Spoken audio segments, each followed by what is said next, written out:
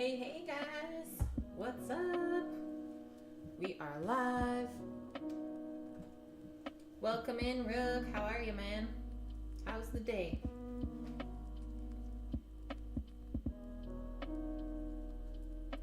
Anchovy, Vune, what's up?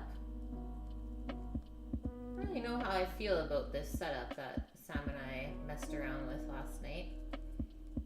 So to combat the lighting issues on the cutting board, we moved the monitor from not in front to over to the side, but now with the camera being over here and the monitor over here, we chat. Not the greatest thing, I have to say. But for future use, we will be moving the camera back over to the center where at least I'll be able to still look at you a little bit. But we're still just waiting for a tripod to come in. So for now, I will just be looking this way today. How's the day, guys? Hopefully it's well. Mine's been flying by. Did a lot of tidying up though. Some organization. A little bit of paperwork. Some planning. It's been good though. I did a little bit of a different kitchen layout too. So I took the microwave out of here. Threw it to the other side of the kitchen. We don't need that. Hey, Nike. Good, guys, good. That's great to hear. Okay. I am so ready to make some ramen with you guys today. Really, really excited for this. I did eat it probably a couple weeks ago when we made it for staff meal at work. We did a pork version, but it's still just not the same as going out for ramen, I have to say. We did that a lot when we lived in Vancouver because it is an inexpensive and very satisfying and filling meal. Hey, Humble Cook! Loving the Asian food love on Twitch. Hell yeah! I love Asian food, man. Especially ramen.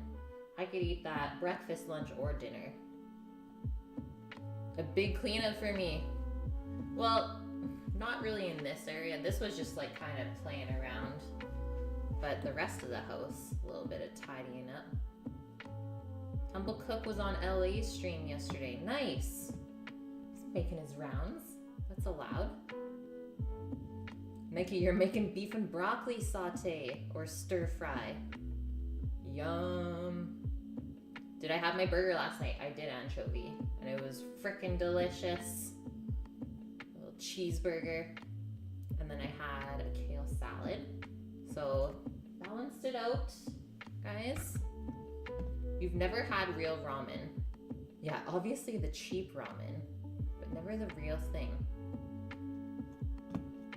Wow, Vune. That is crazy to me. But you know what? Growing up in Alberta, there wasn't much of a ramen thing going on. So basically for 23 years, I didn't really know what real ramen was. That's a Sammy. Ah! We got a new scrubby. Ah! Don't! We have gloves. Samta. Let's see if Samta's the canard can here. fly again. No. Canard! Am I this calm when I work in the kitchen too? Yeah. I would say so. Duck. Pretty chill. Berries. Ricotta. Thank you. Can you put those things in the freezer / fridge, please? No! Yes! No! You can take the cheap ramen and make it real. Somewhat. I mean, other than the broth, yes. You need this in the fridge. This in the fridge. I think we'll freeze that. So Sammy forgot the original duck. Well, do you want to break it down? Or do you want to... No, I want to leave it whole, I think. Okay, freeze it. Sammy buys a duck before work yesterday, puts it in the cooler, and is like, yeah, I'll just bring it home. Forgets the duck in the cooler at work. Is on the way home, has to buy another duck. So, shucks, guys. Now we have an extra duck, which I think will be cooked in the rotisserie. I'll look 2:30 tomorrow. Oh, nice. Nike. Yes, that clip. Embarrassing, but hilarious. Okay, so we are gonna get into a little bit of ramen history and fun facts before we get started today. And then kind of the way that things are gonna go, at least in my mind, is we will start to put the broth on, because that is honestly the most important part about making ramen. That is going to basically make or break it. And we're doing more of like a tonkatsu style broth today, which we will get into in a little bit about what that flavor and style is. So it's basically a very rich broth. There's going to be a lot of fat in there as well, and it's going to kind of coat your palate as you eat it. So we'll get that going first, and I have a bunch of stuff that I pulled out of the freezer for it. So I have 3 of these of duck broth that I had made previously when we got the duck last time. I have some chicken stock as well that we're gonna put in. And then to kind of up the fat is I have more chicken stock here with a bunch of fat that kind of sealed it on top. So in the end, when we're kind of finishing off our broth, maybe we'll have to whisk in some fat. I know it's crazy, guys, but you can actually order a side of fat with your ramen in some spots, just because it is supposed to be so rich. So we will start reducing all that stuff and then move into our duck preparation. So I'm just using the duck breast today, and I think I'll do kind of a quick dry cure on it with just some salt and pepper and maybe a little bit of spices if we're feeling frisky. And I might just vac pack it so that the flavor gets imparted into the duck breast quicker, because that is a faster way to kind of marinate, let's say. So we'll do that, and then when it comes to serving our ramen, just going to sear up the duck breast simply in a pan until the skin is nice and crispy and we've rendered a little bit of fat out of it. And then we're just gonna slice it nice and thin and put it on top of the soup. Hey, thanks Rathog. B-Man Jack, welcome in. What is the ramen anyways? A noodle? No, it's the entire soup, and we'll get there, Anchovy. Patience, young ones, patience. Hey, Uncle Stinky, how are you? Okay, so that's the broth and the duck. For the duck legs, I'm not gonna cook the duck legs today, just because that part of the duck takes a little bit longer and lower heat to cook properly. They're a little bit tougher. So we'll have to break those down, and we might make confit out of it. We'll see how things go today. And then our noodles. So yes, noodles are a big part of ramen, and there are a couple different kinds. So this is what Sammy found for us. This is the ramen noodle. And these are actually my favorite type of ramen noodle, other than the hand-pulled ones, let's say, because we can't always have that. So this is basically just a Chinese wheat noodle. Ingredients: wheat flour, salt, and sodium carbonate, so baking soda. And these are just the thin style of noodles. And then there's another style called alkaline noodles, which I think we'll read up about in a little bit. So there's our noodle. And basically to cook those up, we're just gonna drop them into the broth for maybe a minute or 2 until they soften up. And then obviously spoon the broth over top in our bowl. So there's that. And then a couple of the additions into our ramen today. So most important one in my mind is the soy cured egg, which I think it's called aji tamago. I might be wrong though. So we are going to use a duck egg today as well for this. Typically it's a chicken egg. And we are going to boil the duck eggs until they're a medium cook with the yolk. So the yolk's still gonna be a little bit runny when you go to cut into it later. So we'll boil those off. It takes about 7.5 minutes is what I've found, compared to a chicken egg. A chicken egg takes 6.5 minutes in boiling water to boil until medium cook. So we'll do that, and then we'll peel the egg, and we have to drop it into a mixture of soy sauce, a little bit of sake, and rice vinegar, and just a touch of sugar as well. And then by the time we go to eat our ramen later, is the outside of the egg is going to be colored brown. Hey Indog, how are ya?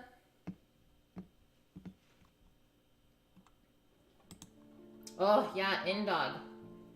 The cold brew coffee with the beans you sent, life-changing. You still haven't opened your bag yet, and I just like savagely rip into it. Must try now. Soy cured egg. Yeah, it is my favorite thing. I also like to just snack on them, so sometimes I make up a couple extra. It's like a pre-seasoned egg. Obviously soy sauce is salty, right? And then other additions going in. So typically there is some sort of seaweed, but I'm gonna go a different route as far as the greens go. And I'm gonna fry up some Brussels sprouts to put in. And I actually had this at a really good ramen spot in Vancouver called Jinya Ramen. And this was like a seasonal thing as well. So I had it in the fall or winter. And I still have some Brussels sprouts left over from my garden. So might as well fry those up. And then we'll also be making some crispy garlic chips for garnish. So kind of start to think about how all these flavors are gonna combine. It's like very earthy and rich. Yeah, instead of seaweed, we got some dank weed. Wow, Vune. I didn't know I would hear you say that.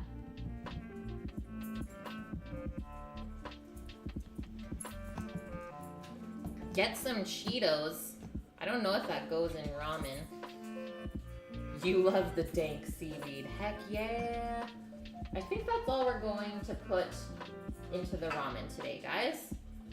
So there is our game plan. But first, we need to actually figure out what the heck this ramen thing is. That dank nug.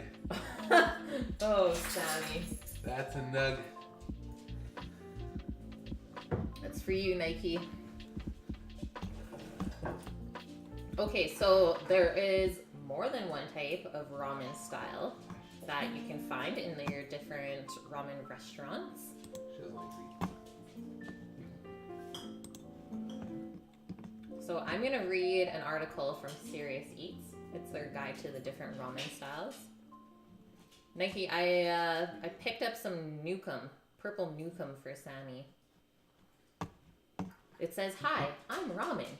You may remember me from such bowls as first dish I learned to cook on my own, or the ever popular morning after peach schnapps fueled college dorm room party.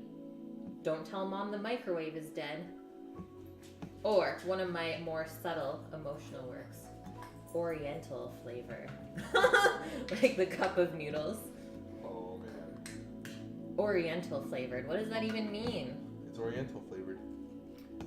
Despite its popularity among the cash-strapped and the sodium-starved, the world of ramen extends far beyond the instant variety we grew up on.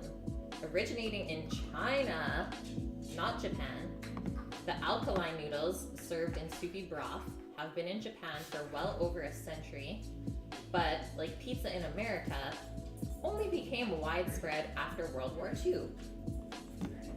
Troops returning from overseas had developed a taste for the stretchy noodles and the inexpensive ingredients, wheat flour, bones, and vegetables, and it made it an attractive dish for restaurants to serve. Nowadays, ramen is high in the running for national dish of Japan, and museums have opened dedicated to its history. The instant ramen noodle was voted as the greatest Japanese export of the 20th century in a national poll. Wow. Placing it, are you ready, guys? Ahead of karaoke machines, Walkman, and Kurosawa films. What? Ahead of the karaoke machine, yeah. Head of the Walkman. Yeah. And just as with pizza is in the US, regional styles and specialties around the soups, noodles, and toppings all vary according to local tastes, ingredients, and culture. Heck yeah, guys, this is real. We're getting really real. Hey, get back there. Back it up. Back it up. Doggo coming in from rainy outside. Has to get her feet wiped off. She knows better than that. Hey. So, you often see ramen categorized, there's a wild animal in here, into 4 classes. Sammy, we're trying to have story time, please. I didn't do that. Okay, carrying on. So, 4 classes. Shio, which means salt. Shoyu, which means soy sauce. Miso, which is fermented bean paste. And tonkatsu, which is pork. Doesn't make particular sense as the first 3 flavorings, or the first 3 are flavorings, while the fourth one is the broth base. It's sort of like saying there are 4 basic types of pizza: Neapolitan, Sicilian, New York, and pepperoni. What? What? The first time you ever saw my gentle death stare. Probably didn't even know I did it. Oof, I'm sorry, guys. Yeah, one of the bears got in.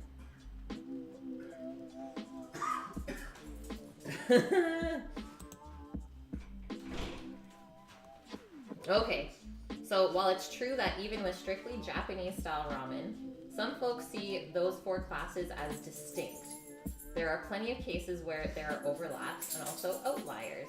For instance, what would you call a creamy, opaque, heavy ramen that's made entirely with chicken bones? Which is honestly one of my favorite types of ramen. It doesn't fall neatly into any of those categories, but it certainly exists. Instead, it makes much more sense to categorize ramen broth by, first, its heaviness. So kind of think about it, how the broth is gonna feel in your mouth. So let's kind of compare it this way, is like the broth of a chicken noodle soup feels a lot lighter compared to, let's say, a blended soup of sorts, like a tomato soup is a lot more heavy in the mouth. Then the next, it's categorized by the soup base ingredients.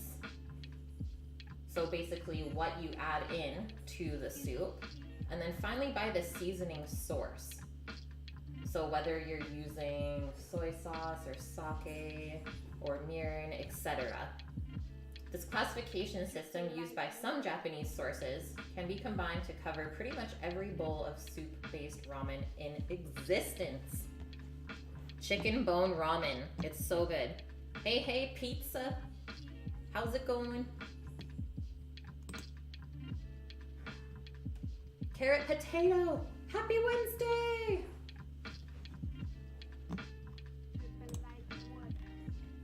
So classification by heaviness.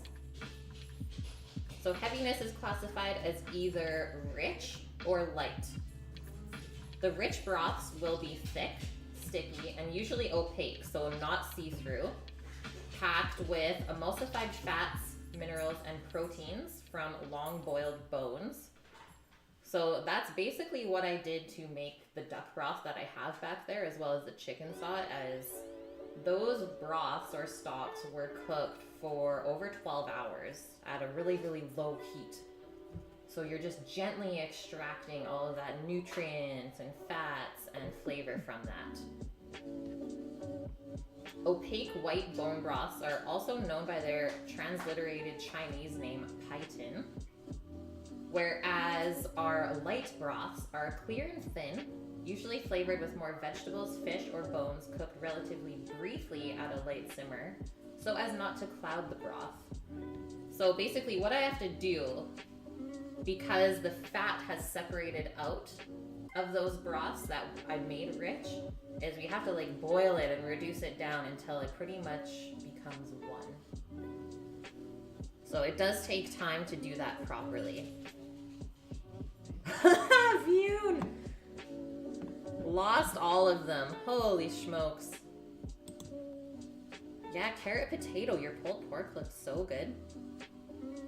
You brought your wife some Turkish borak for dinner. What is borak? Is it like a Turkish, like, mixed plate? So next up, classifying it by the broth base. So the broth base is the main ingredient simmered to make the soup.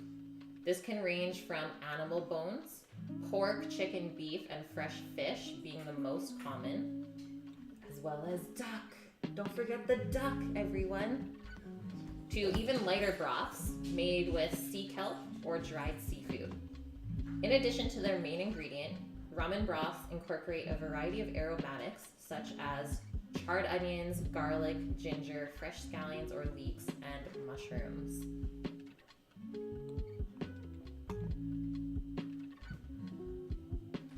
Sounds like a chunky beef stew. Okay, I'm clicking this link real quick. Ooh, looks like spanakopita almost.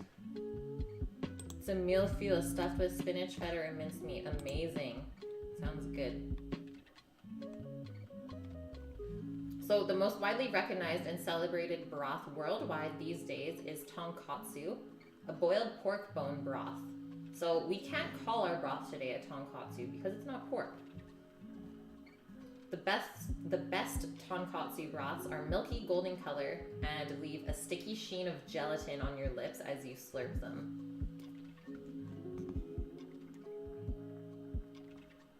Strike Nine, you have that all the time from a local place? Ugh, I'm jealous. Heck yeah, Indog. Tonkatsu is life, hey? So, classification by seasoning. This is the last category. So the seasoning is the main salt source used to flavor the soup.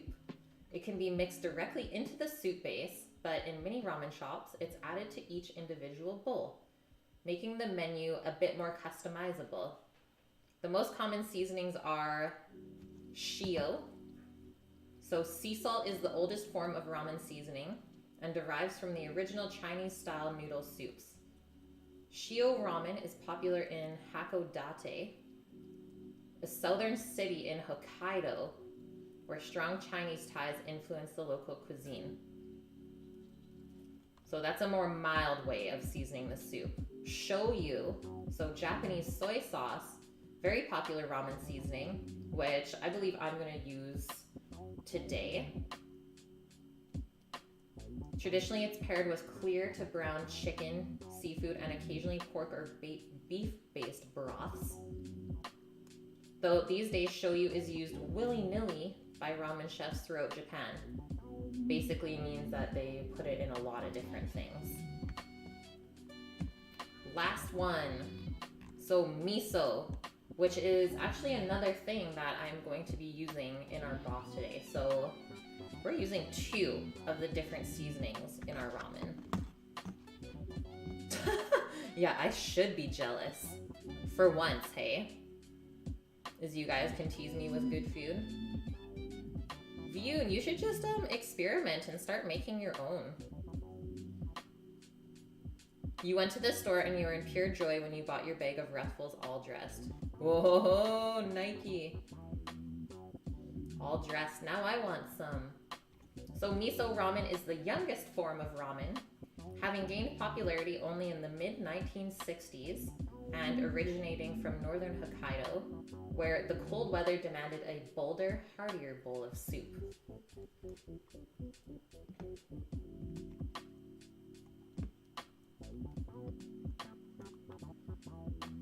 So with these categories, we can classify pretty much any bowl of ramen we come across. Makes sense. And then, like I said, some ramen shops will finish a bowl of ramen with a small ladleful of flavorful oil or fat. Clarified pork fat, maybe a chili oil or a sesame oil of sort, just for examples. And then, of course, MSG usage is common. The Japanese don't have the same hang-ups about it as we do here in North America.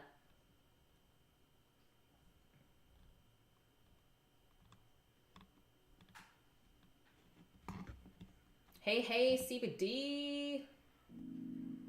Extra back fat for you. Oh, you know how to order it, Indog. Okay, so that is our basis of our ramen today.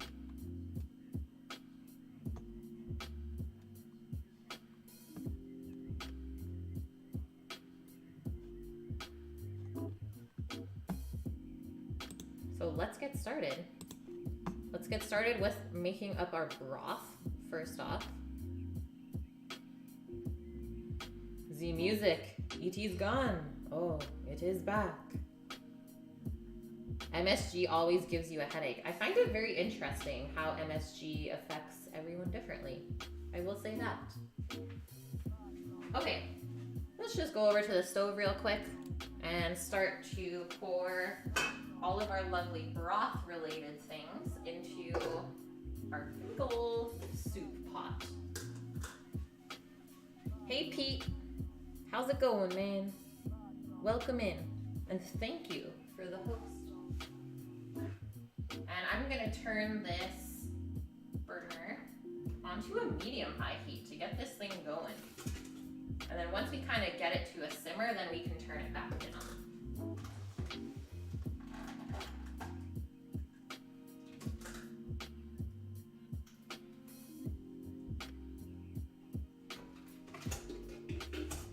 Some of these are still frozen a little bit. This is nuts. I pulled them out yesterday from the freezer.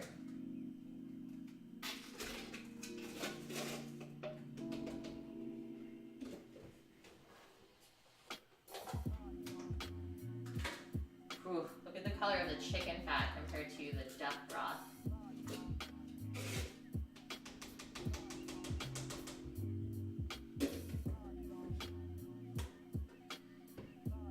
I think that's good, guys. And then what I'm gonna throw in is just, so I call these duck scrunchies. This was just duck skin that I tried to fry up and make crispy, but it totally didn't work. So we're just gonna put that in there too to kind of flavor everything.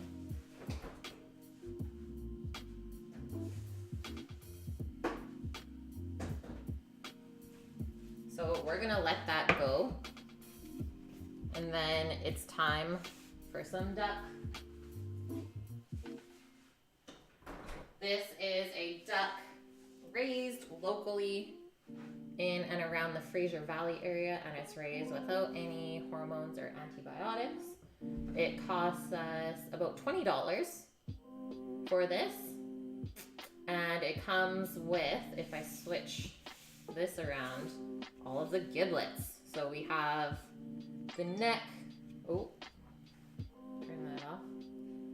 Sammy's home now, I don't need the ringer on. So the neck, the liver, the heart, the kidney. Hey T-Dot, welcome in. Just got the word 10 inches of snow forecast for this weekend. Yeah, RIP for sure. Vyun just read up on how to make tonkatsu ramen. Remember now why you don't do it. Recommended cooking time for the broth, 12 to 60 hours. Yeah, but you can just let it go on your stove overnight is what I usually do. That's all you got to do. And yes, exactly, Indog. Totally worth it. So, like I said, we need to take the duck breast off today, which is these two things right here.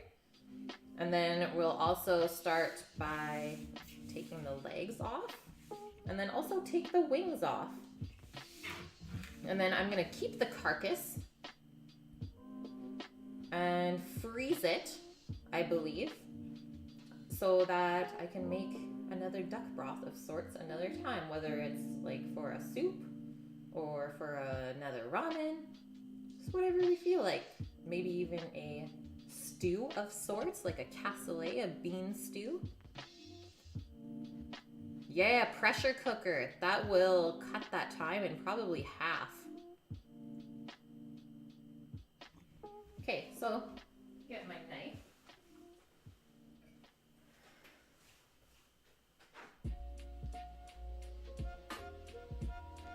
Thanks for the follow, Scotland. So first thing I'm going to start with is taking the legs off of the duck.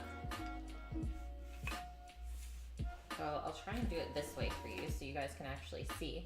So what we need to do is cut alongside here where the breast is kind of attached to the leg with the skin. So you slice right down there, and then it's going to kind of open up.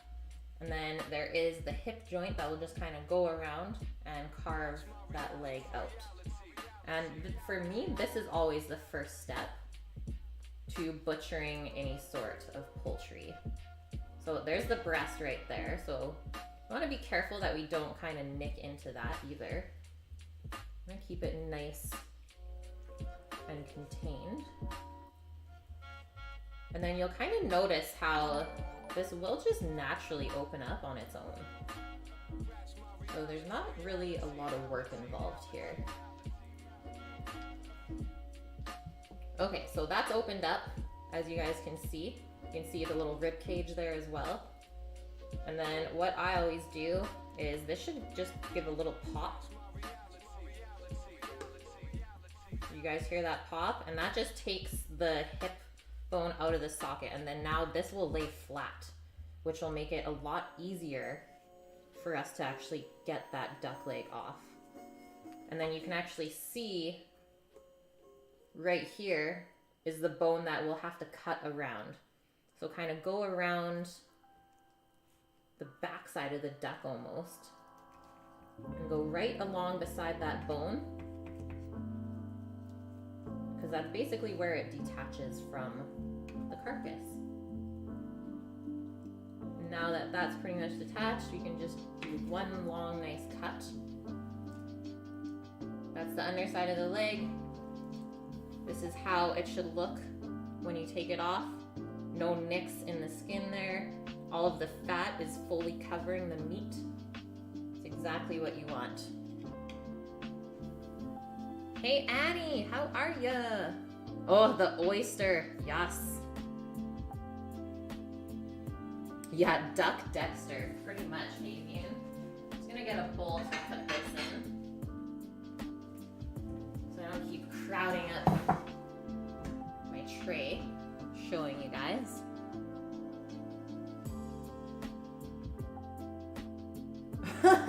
You just became squeamish, seriously? I'm shocked. So I'm gonna do this other leg here. I showed you one. Let's not waste too much time. Plus it's kind of a hard angle for me to show you guys this one anyways. So do the same thing that you did on the first side.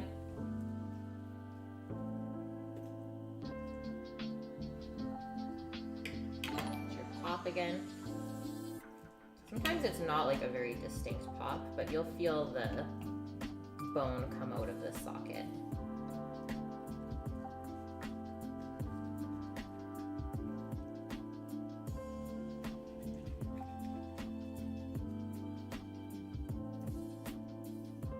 Get off.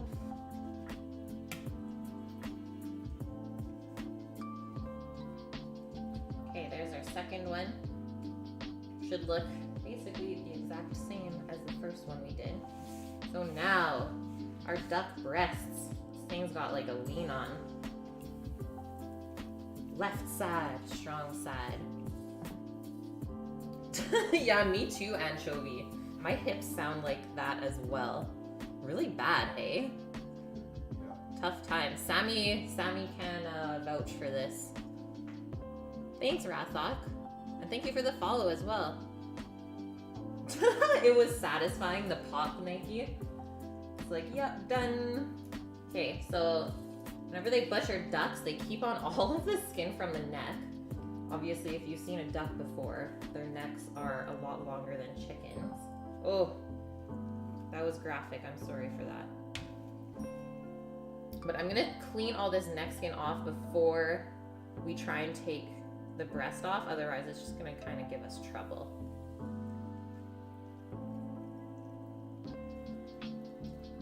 But how about like a little shout out to butchers that have to do all this for us? So that's a good amount of skin. Maybe we'll make like some crispy duck skin.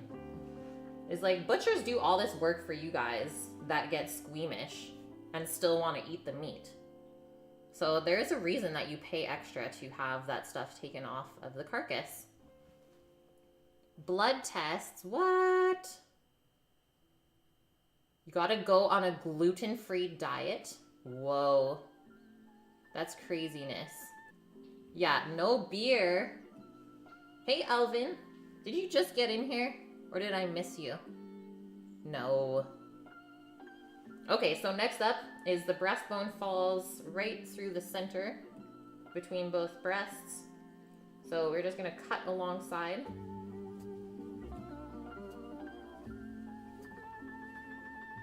Obviously trying to stay as close as possible to it so we don't waste any meat.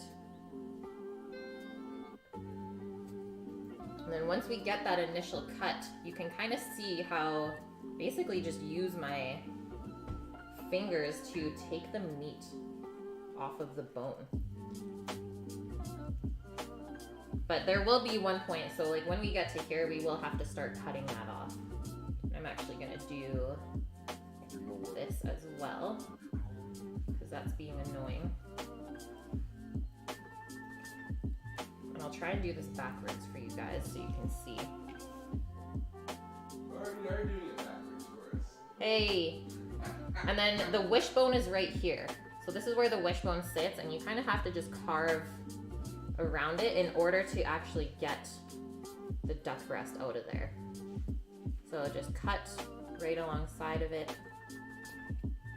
And now we can just slide our knife along the breastbone and then the ribs eventually, making sure to get as much meat off as possible. I don't know what Sammy's doing, you guys. Okay. He's gallivanting. But I like to kind of just let gravity do its thing. Like as you cut, it's just gonna fall open.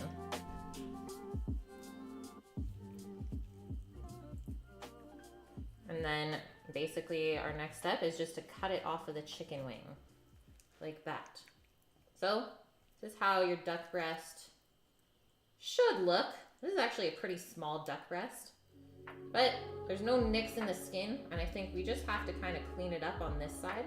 But we can do that after we take the other one off.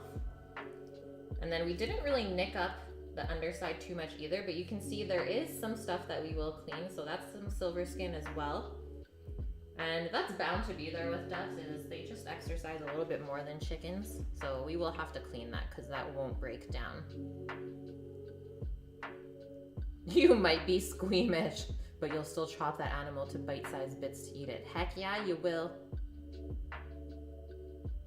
How come I don't cook duck whole? Great question. So cooking duck whole is actually very difficult, as is with actually other poultry like chicken and turkey. Is the duck breast is always gonna cook faster than the legs, which means that by the time that the legs have cooked properly and been broken down, the duck breast is gonna be dry and not gonna be what you want. So cooking birds whole is actually really difficult, but there is a way to do it, and I think actually doing it in a rotisserie is probably one of the best ways to do it because it kind of bastes it for you. So it's not going to dry out as fast when you have those juices kind of covering it that whole time. I need to turn this for a sec. I'm good, but I'm not that good, guys.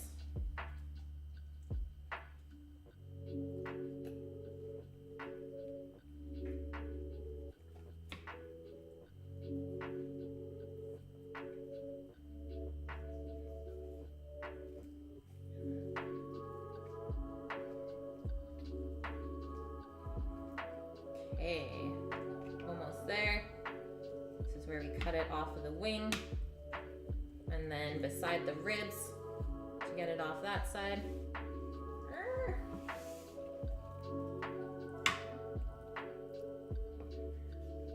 But the good thing about duck is it has a good amount of fat on it compared to chicken.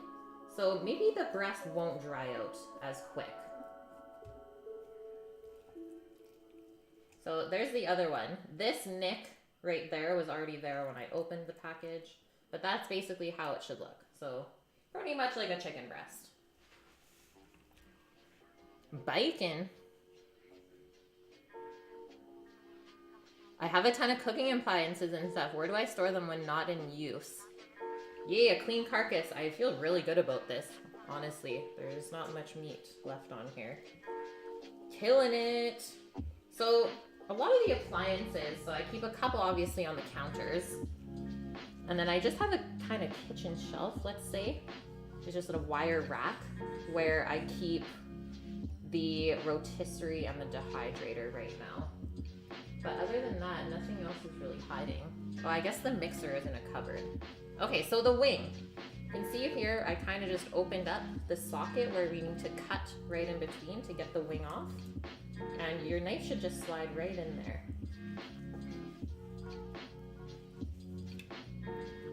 we go. So one dark wing duck. And now the other one. It almost looks like a rabbit carcass as I'm doing this. It's kind of freaking me out. So our other one, once again, I'm gonna just turn this so I don't end up cutting myself. So get in that socket one more time.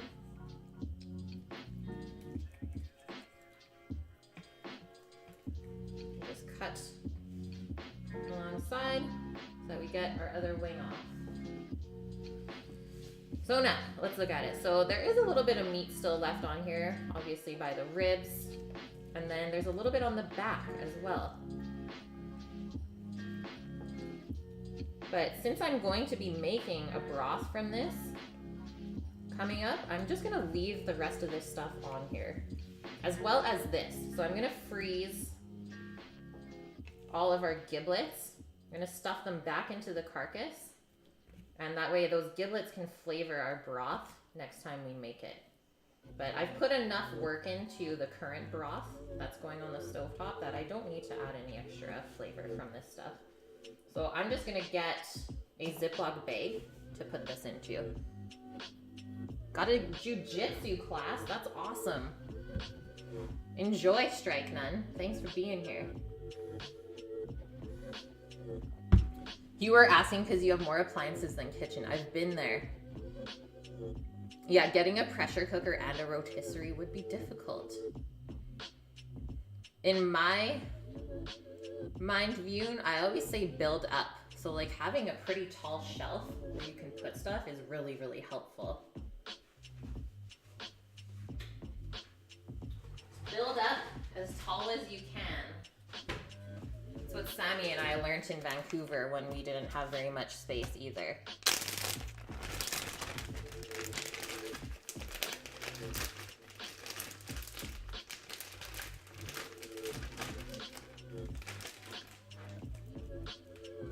Into the freezer with you. I think this will fit in the bag. Just.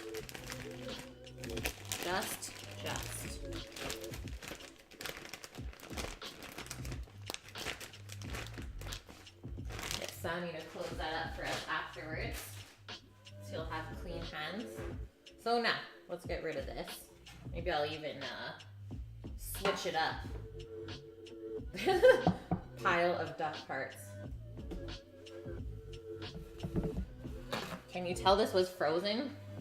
It's still leaking. So now, we have 2 duck wings.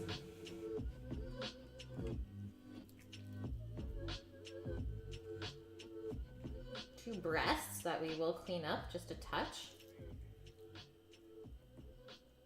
Actually, we should have done them this way. I'm just gonna try and fit the legs onto here as well. They are bigger. So there's the skin, which I will use that today. Heck yeah, we will. And then our legs. Ta-da! That's what you get from 1 duck. So for $20, 2 duck breasts, 2 legs, 2 wings. The duck wings compared to chicken wings don't have a ton of meat on them. I will say that. And then we get a carcass to make broth with. You would throw the wings in with the stock. That's what I'm gonna do actually in dog. That's a great idea. Because like I said, there's not much meat on there. So why don't we throw them into here? So we're definitely not gonna use them today. Okay, and maybe the skin too. We don't need that today. Let's be honest, Kate. Okay, so our breasts. Just want to trim up the sides of the fat where it's kind of overhanging because we don't need that.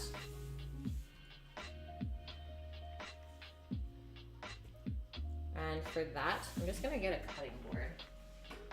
I want to cut on the pan.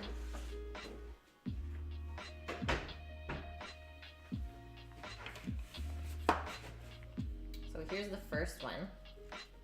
You can see this little duck tender. Like, look at this compared to a chicken tender. It's like nothing. So I might actually take that off as well. So you won't really get much from it. So if we flatten this out, you can kind of see the shape that we need to trim it to is just trim that stuff off. And then maybe this little bit of fat that's overhanging there on the top part. But other than that, you do want the top of the duck breast covered in the fat. Because like I said, it will dry out quickly without that.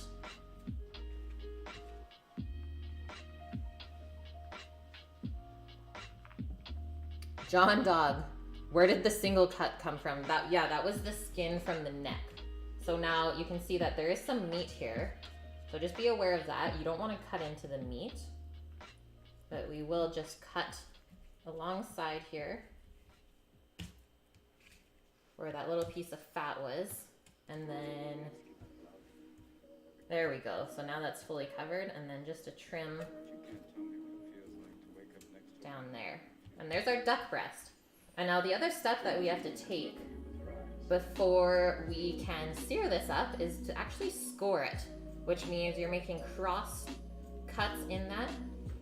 So you want to cut through the skin, but not down to the flesh. You don't want to mark up any of that flesh, because then you'll have all of those, let's say, juices coming out of that duck breast when you go to cook it. So you don't want to poke it at all.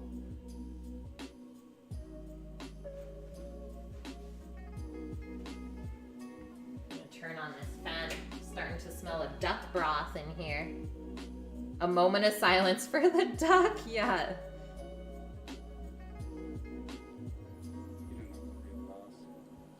Leave your breasts alone. It tickles. Okay, so making our cuts into here. So scoring the skin, which is gonna help it render as we cook it. So just cutting the skin, but not all the way through to the flesh. So just do it nice and slow and controlled, so you can start to see the flesh through there if you're not careful. And I am doing it on a little bit of a diagonal as well.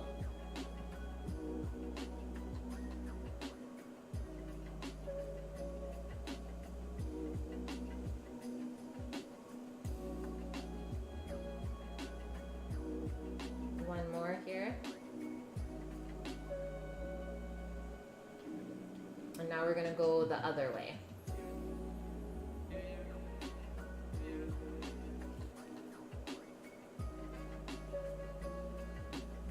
And you can go like small or large scoring, but obviously I find it easier to do large scoring. And you will need a pretty sharp knife for this in order to get through that skin without poking into the flesh too much.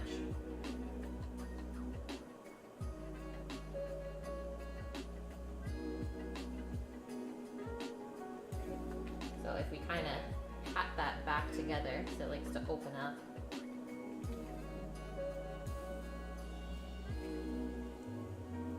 So there's our scored breast. It's a little bit hard to see, but let's flip this over now.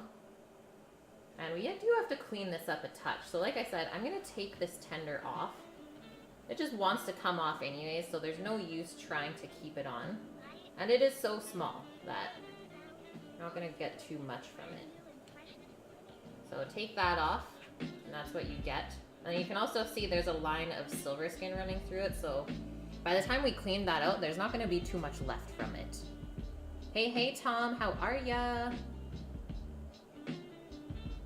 The ATM that got addicted to money? What happened, Nike? And then I'm gonna clean this up right here, where it's a little bit fatty. Just kind of hold on to that. Let your knife do the work.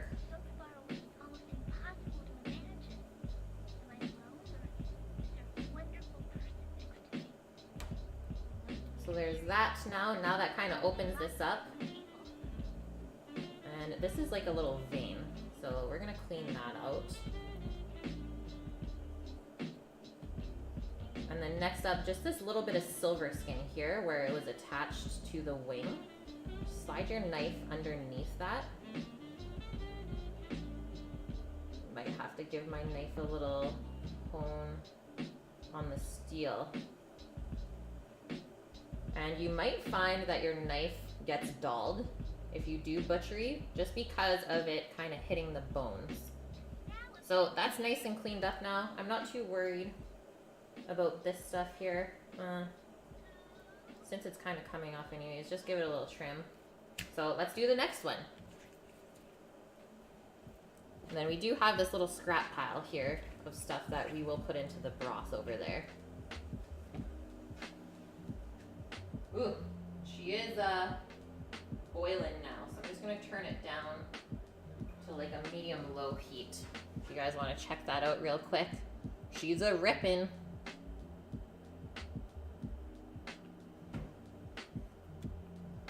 Did you hear about the restaurant on the moon? Great food, no atmosphere. Okay, Nike, the ATM that got addicted to money. It suffered from withdrawals. I love it. So bad, but so good. How did it get color so fast? The broth? Just the duck broth is really dark. Okay, so starting up here, I'm gonna trim off the excess fat.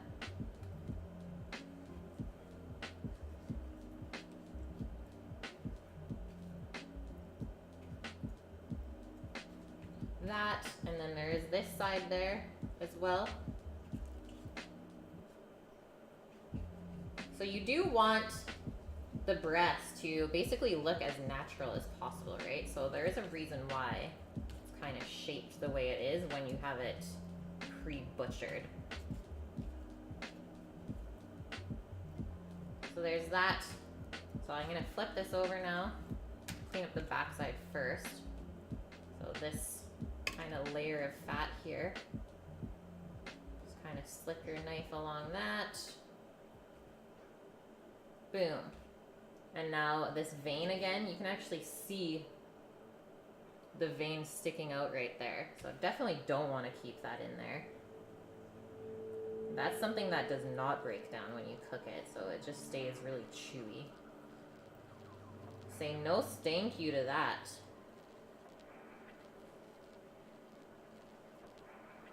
And now our tender, you can see how it just kind of tears off.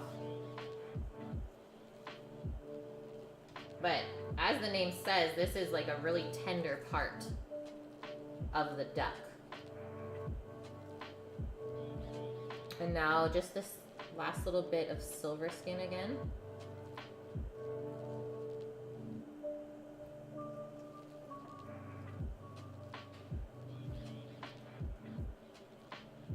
Maybe one more little piece here. Just gonna flip it around so it's easier for me.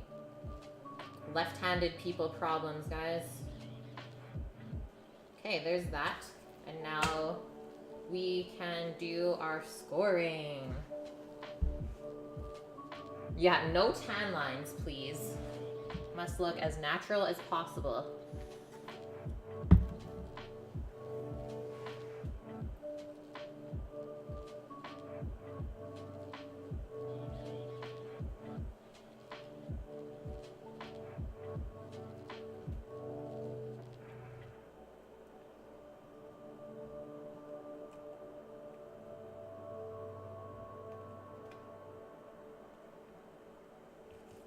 Now the other way. Yeah, left-handed problems, never a dull moment. It does help if you keep the skin kind of tight. Tight like a toy.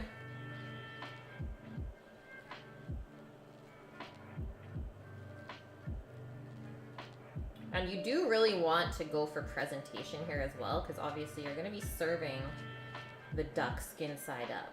So you want to make sure that all your cuts are nice and evenly spaced. But you know, keep it natural, guys, right? Okay, so there's our other duck breast. Let's do a little comparison here. See how we did. They look pretty similar. Feeling good about it. Okay, so I am just going to, I think, leave them on this tray with the legs, which I'll deal with maybe later in stream if we get ahead of things. The scraps here, just gonna throw into our stock pot right now. That'll just add a little bit of kind of fresh flavor from that. My drops, yeah, you're literally starving right now. So are the kids in Africa. Sorry, I had to say it. Okay, I'm gonna spray down my board and my knife with some disinfectant, and we're carrying on, guys. We're doing good. It's only 4 o'clock, so have a couple hours to go. We're gonna roll with it.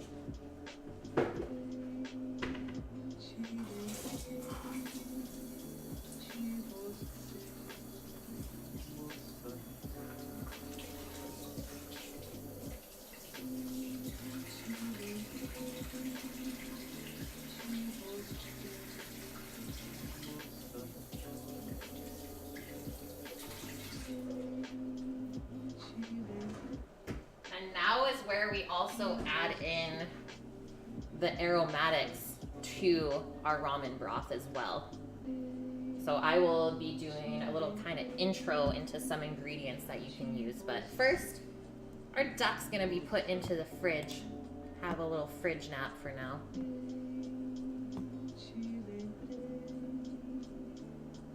Your dad made you kill a duck when you guys had a farm. You didn't know how, so you tried to drown it. Yeah, try to drown a duck, Vune. It's okay, you were young. Slugbug, you used to go duck hunting with one of your brothers. Hardest part was when the dog retrieved them and you had to snap their necks to finish them. Ugh, I bet. That'd be hard for me, but I would still force myself to do it. Just because I think it's fair that if you eat meat, you should know how it feels to kill an animal. If you can't kill an animal, I don't know if you should be allowed to eat meat. That's just my opinion, though. It's just a form of respect, in my mind.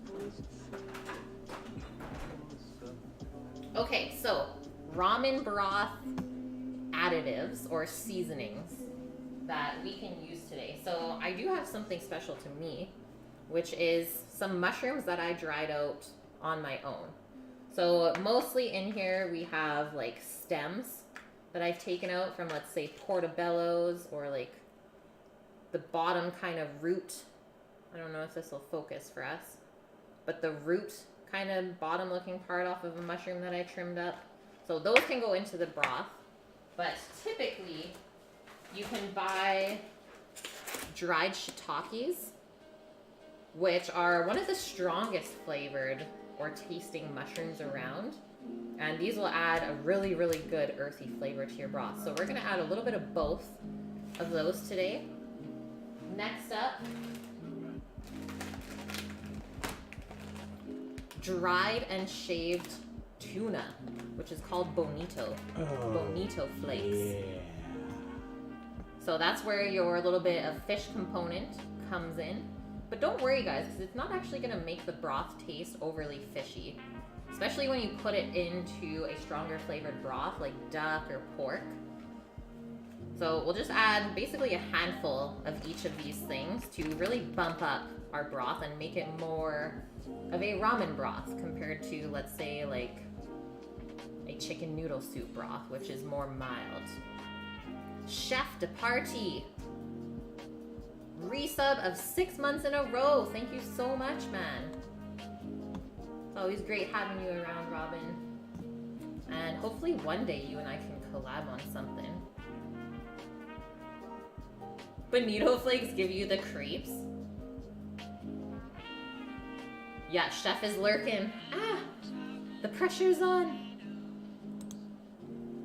Okay, next up, like I said earlier, is using a form of seaweed or kelp as well to add a nice kind of earthy, salty flavor into your ramen broth. So basically these three things. And then the other thing, which I don't put in until the very end, whisking at the end is our miso. But that is considered a seasoning, like salt. And we're actually doing a mixture of our miso and soy sauce today. But we never season our ramen broth until the very end, because what we're doing is reducing it right now, and if we salt it now, it's just gonna get overly salted by the time we go to eat it.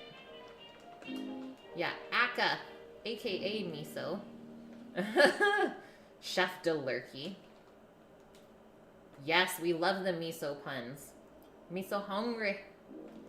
And this is just the basic form of miso is soybean.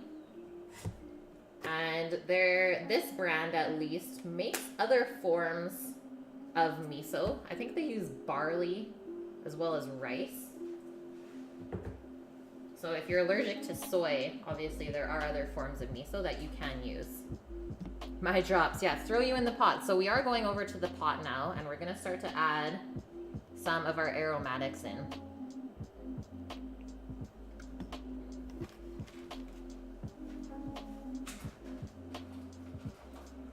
So, little handful of my home dried mushrooms.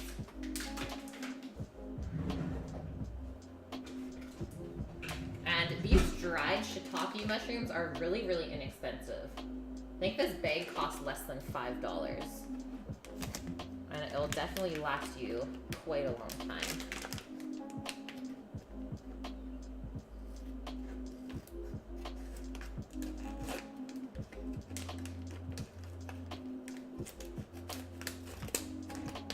Let me in.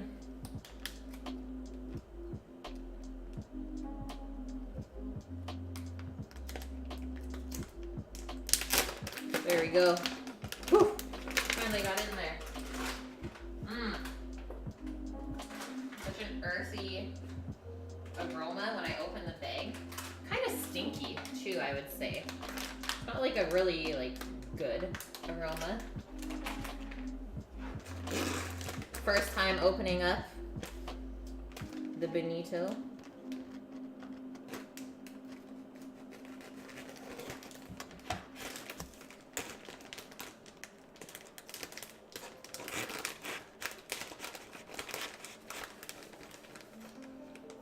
This though, this has an insanely fishy smell. So we want to be careful with that.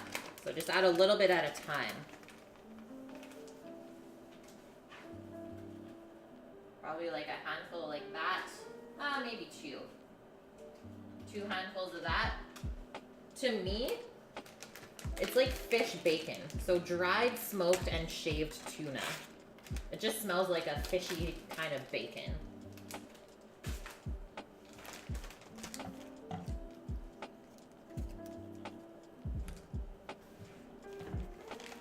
You need to write up a trigonometry problem set while you watch the stream. You apologize if you don't see every message. Okay, Annie. We'll allow this. Teacher things, right? Jones and Bones. You wish you had my shops. The Midwest considers Trader Joe's a gourmet market. Oh, no. Well, the town that I live in doesn't have too much variety. So, like, I have to drive at least 30 minutes to get to a, I guess, more diverse type of supermarket where I can find these Asian ingredients. And now we're dropping our seaweed in. I'd be pretty generous with this. Something like that.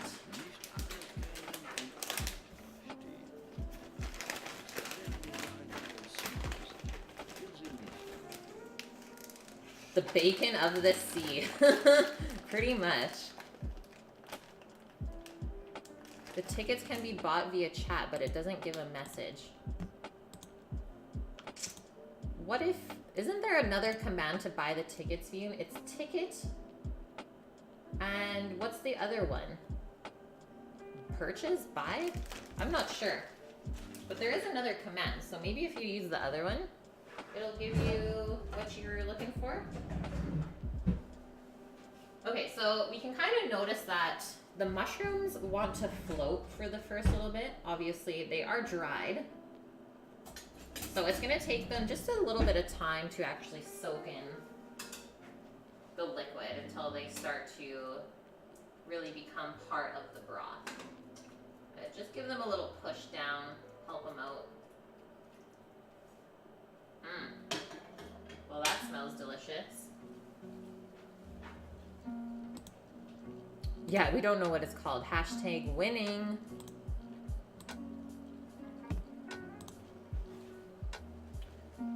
Let's see. Just give me a sec. Do. Giveaway.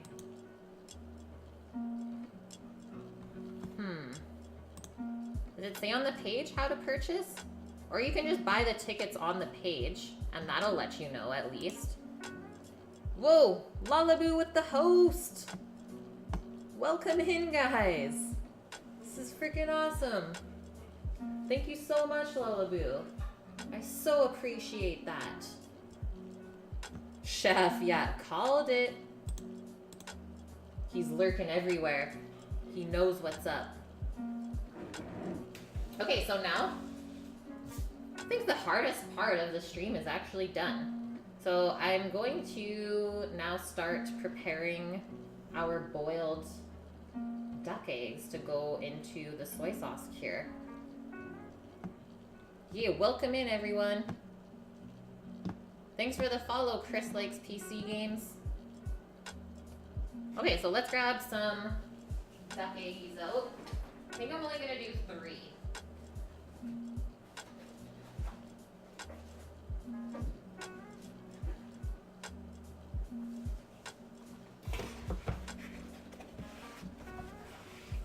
What's going on, Chris? How's the day? Okay, guys, we have 2, 4, 6, 7 duck eggs left. Means I'm gonna be taking a trip to the duck hut pretty soon. And what we need to do now, before we do anything else, is just get some water boiling. And I never really put vinegar or anything in my boiling water for boiled eggs, but it does help. Hello!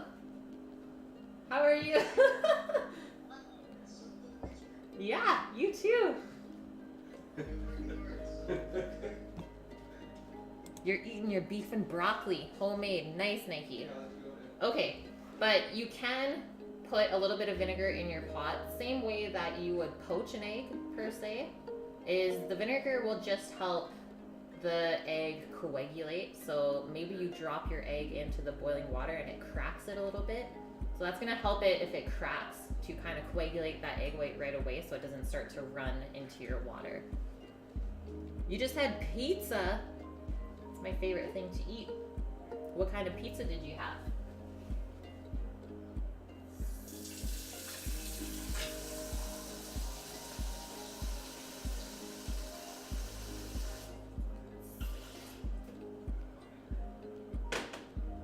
So we're gonna turn that onto a nice high heat to start. And then we need to get our marinade together for our soy eggs.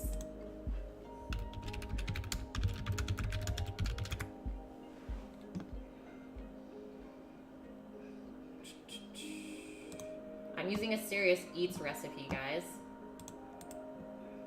Here is the link for it if you want to follow along. The Serious Eats Guide to making Japanese marinated soft-boiled egg.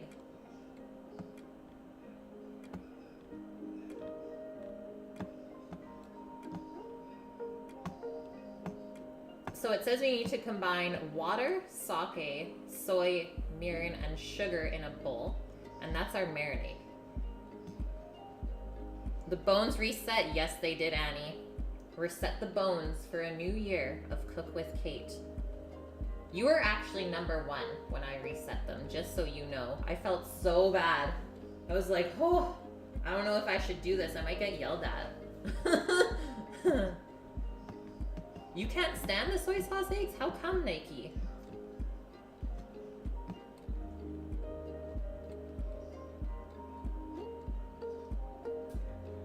Okay, so I'm only doing 3 eggs. The recipe here makes 6, so I'm just gonna cut everything in half for it. I think I'm just gonna mix it up in a cup of sorts, like this. You can't do the 1,000-year eggs. I don't think I could either. So half a cup of water, half a cup of sake. And you want to make sure you have enough of this mixture to completely cover your eggs as well.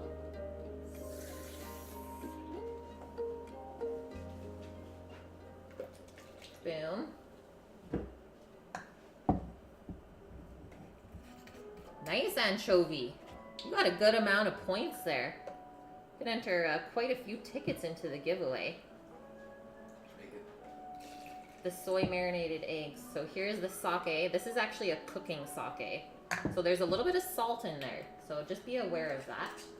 But it is a lot cheaper than buying the sake from a liquor store. Elvin, you're back. Oh, you moved the microwave over there. I was wondering how long it would take you to notice that. So I did some kitchen rearranging today. That's pretty slick. I didn't tell Sammy. I thought it just went a little bit better, creating more of like a set or a studio vibe. Cool. Okay, so we got our water and sake. It says 1/4 cup of soy sauce is what we need in here. So I'm just gonna fill this up halfway.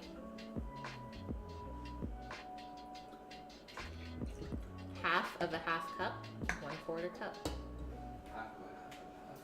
Mirin. I think I might have mirin, but I also might not.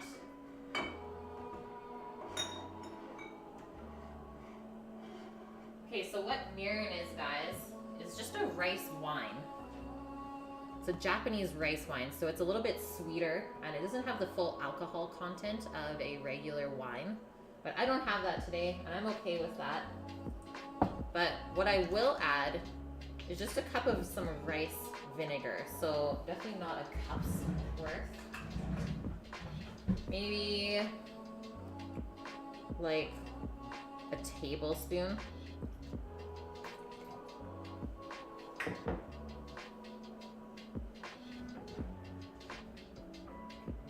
And then this is where we're gonna balance it out with 1/4 cup of sugar. So quite a bit of sugar is being added.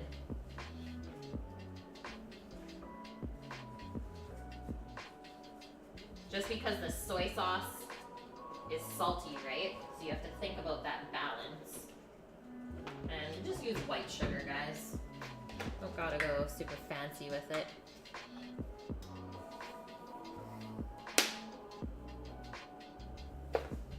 I'm hoping this is gonna cover all 3 of the duck eggs. If not, I think I'll just bump it up with a touch of soy sauce. But our next step here is to give it a stir. Hopefully the sugar will dissolve, and then we have to taste it. Give it a taste.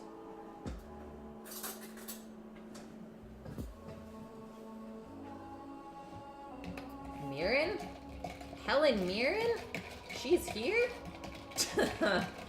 Oh, you guys. It actually says you can also use some of your broth to put into this mix as well. That would be interesting. Thanks for the follow, No Way. Welcome in. It's a relaxing stream. That's what I try to make here. Just cooking some awesome foods. Everyone's just chilling out together, learning some stuff. Okay, I'm gonna give this a taste. That's good. It almost got me in the back of my throat. But it's definitely balanced between sweet and salty. I think we actually just might need a touch more soy sauce though. It is almost too sweet for my liking, so let's just do that. A splash. Give it another mix, but all of the sugar dissolved. So now all we gotta do is boil up our eggs. Easy peasy.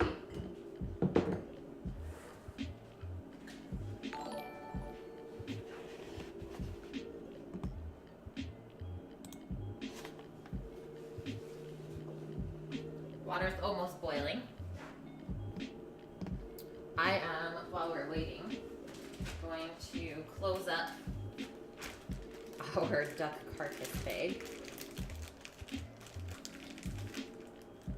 It's really good today. Nice.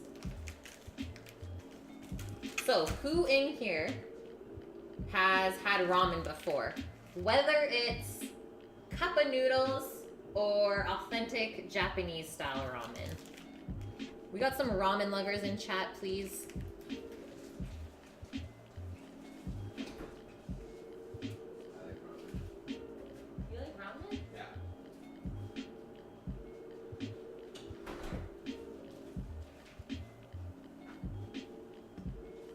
Chris, you've had ramen. Nike, 20-cent ramen. I've been there, Bune. Man, I've had lots of Mr. Noodles as a kid. I crushed Mr. Noodles for lunchtime at school. Yeah. That was like the cheapest meal ever. 25 cents a pack. You've had just the noodles, anchovy? Ah, like the cup of noodles. Nothing wrong with that.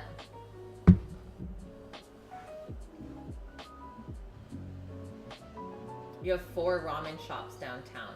We have a couple here that I have yet to try, but apparently there are some that are quite good. So Sammy and I just need to take some time together one day and actually go out for lunch or something. Well, we tried to go for lunch this week. You don't want to brag, but I had a $5.25 40 pack of ramen under your bed for years. That is epic. That is some cheap food. Yeah, too much sodium scares away the monsters.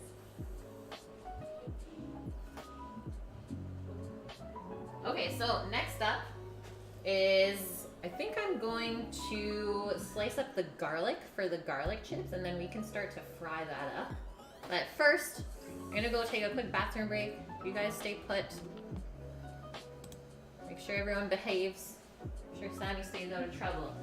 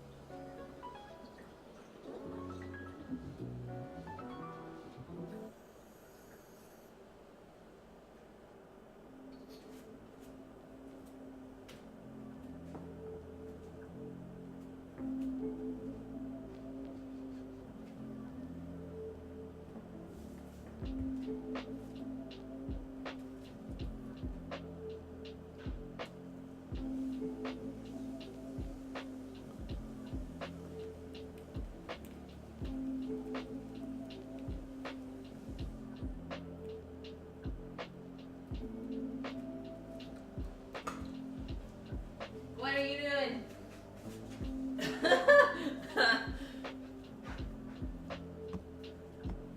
Yeah, Sammy, stay out of trouble.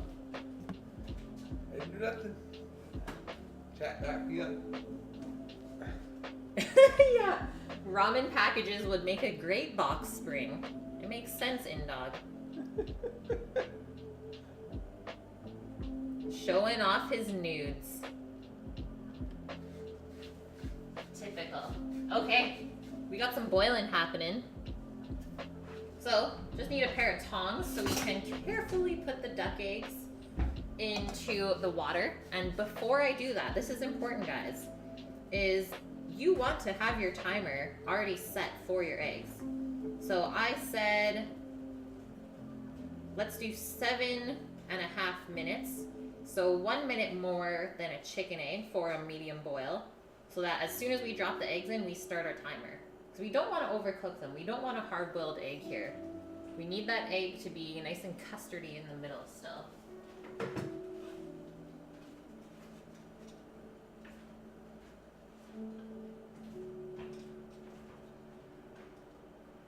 Oh, it cracked. See you guys? That one did too. Oh no. Nah, it'll be okay. We'll be alright. So,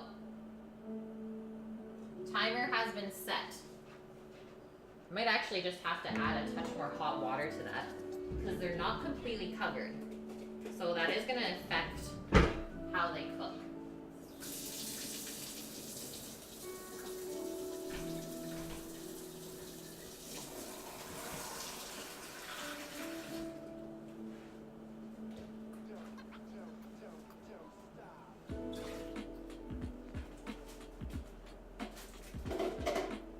Should be great to go now.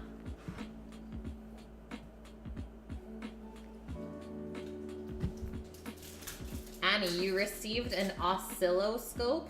Should I know what that is?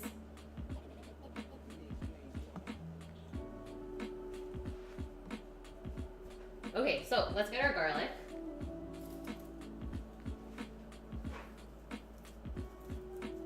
Why did they break? I'm not sure, honestly. Maybe they do have a thinner membrane than chicken eggs. But it's not like they completely broke and are just like leaching out their white into the water. It measures electronic signals. Ah, cool.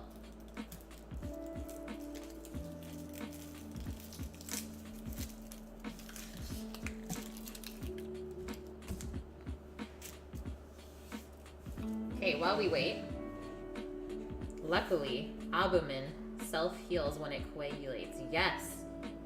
How cool is that, right? So let's take some garlic cloves. I think I'll do 3. And this is the cheaper Chinese garlic. I'm not going to use Sam's mom's garlic for this. That would just be a waste. Those are precious.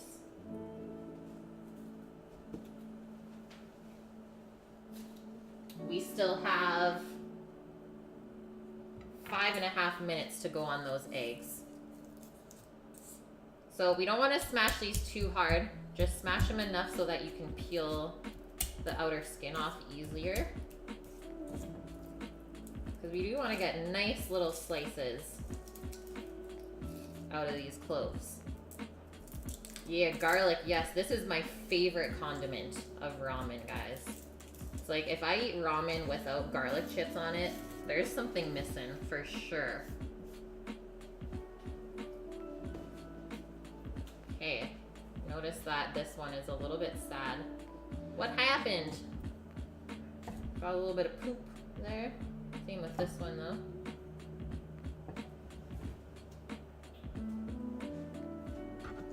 You have a sticker on your stockroom door at school which says C and under the words speed limit. Okay, so you want to go pretty thin here for our garlic chips. I would say like 1/8 of an inch thickness. So like something like that. Come on, camera. Focus. Focus on me. There we go. So something like that. Obviously you want to keep them very consistent as you slice so that they all fry up at the same rate. You don't want any really skinny parts and you don't want any really fat parts. So then you'll get some burnt garlic and some soggy undercooked garlic. C is the symbol for speed of light. Yeah, because I read that and I was like, haha. Jokes aren't as funny when you have to explain them though, Annie.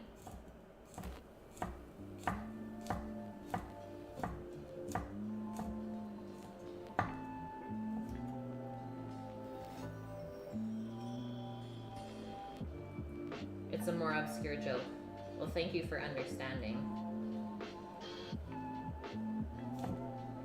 My knowledge is not at your level yet. But you are teaching us, and I think that's the important part.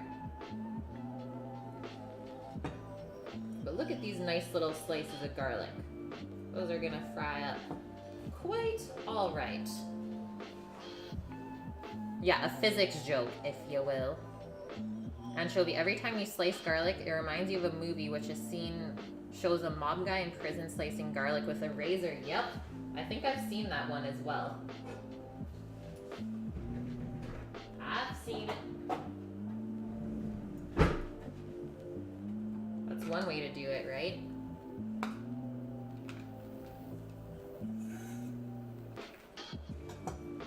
Okay, just gonna rinse my garlicky hands off and then back over to the stove top. Just cooking it up. Now our eggs are boiling, real happy. What do we have left on our timer? 2 minutes, or just under. So while we wait, I have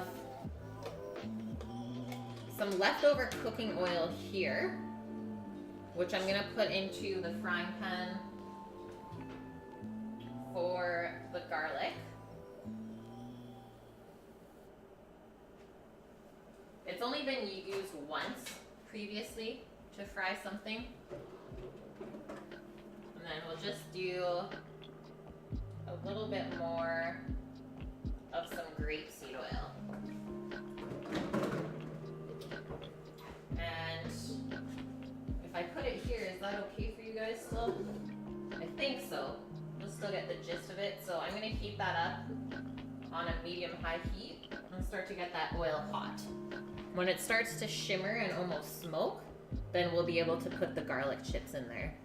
And they do cook up really quick. And we're gonna take them out when they're just golden brown. Johnny Brasco, Goodfellas. I don't know either, Anchovy. I'm terrible with movie names and references, but this one I actually remember. It turned out that your robotics team got last place at the competition last Sunday. What? But you already qualified for regionals. So that was just extra practice. Whew. Lucky. We're lucky.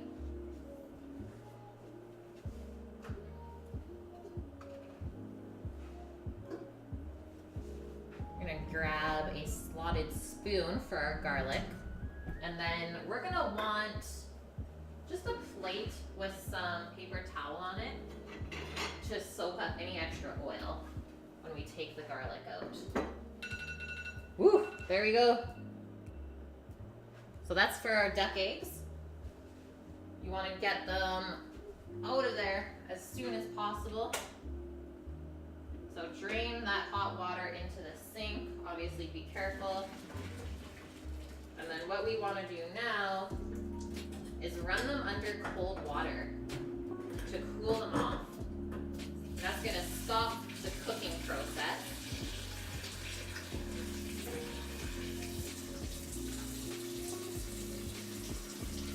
And also cooling the eggs off like this, that's going to help us with being able to peel them a lot easier. You can use Google Voice as a timer. I did not know that.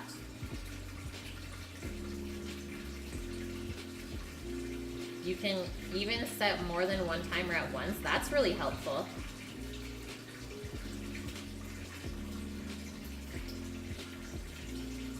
And you definitely want to let that water run over those eggs for a good couple of minutes until you can actually hold the egg without it feeling hot. Dark. You use it to time the scant seconds you sleep each day. Yeah, you're crazy, man. I could not live your life. I would be dead by now. How did she die? Not enough sleep.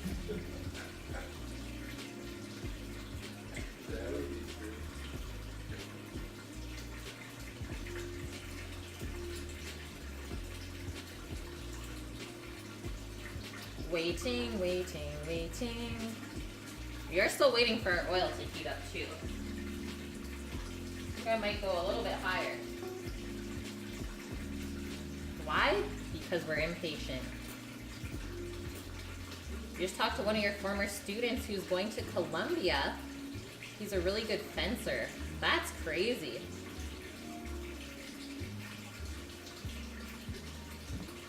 What a skill to have. Columbia University, whoa. And you got some pretty rock star students. Okay, that should be good.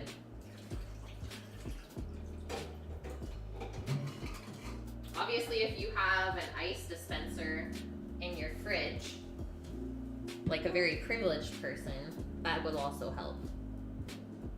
I do not though. So cold water it is.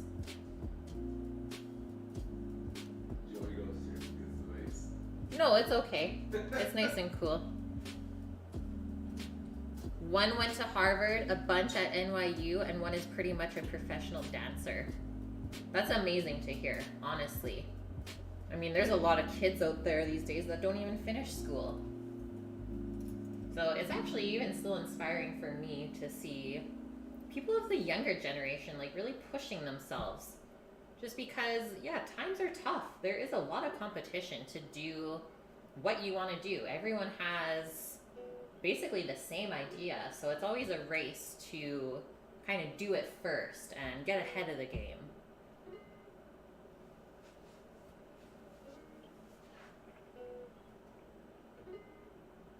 Okay, we're almost there. Slightly smoky. And this is going to be quick. They might take about a minute to fry up. Elvin, you've fenced before. I have too, actually, in phys ed class. It was really fun. You're pretty sure someone paid you not to dance once.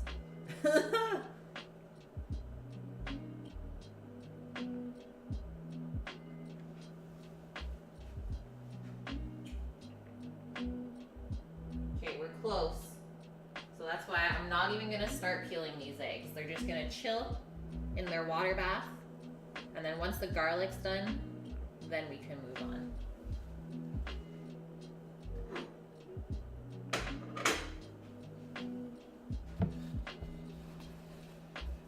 Yeah, we blame mobile devices. They were not meant for proper spelling.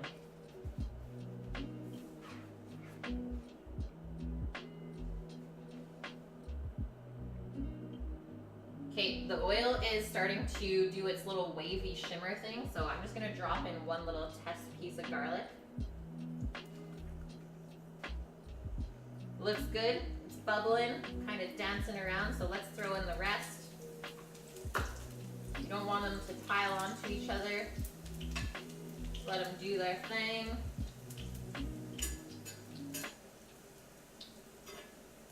Just be dancing around. Starts to go golden, you want to take that out right away. So like obviously the smaller pieces are going to cook faster.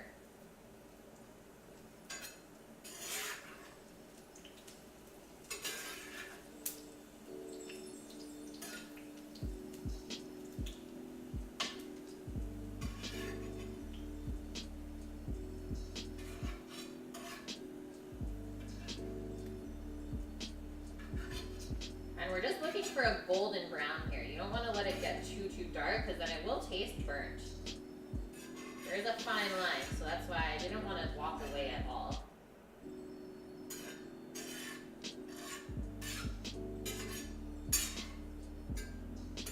I think the rest of these are also done. And then now we have garlic scented oil to fry our Brussels sprouts in later. That was the plan here. A couple of those are a little too dark for my liking, so we'll have to throw it out.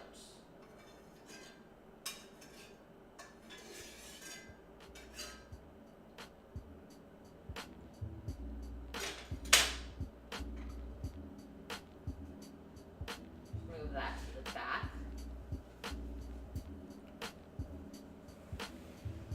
So, our garlic chips. So obviously, like I said, a couple of them just got a little bit too dark.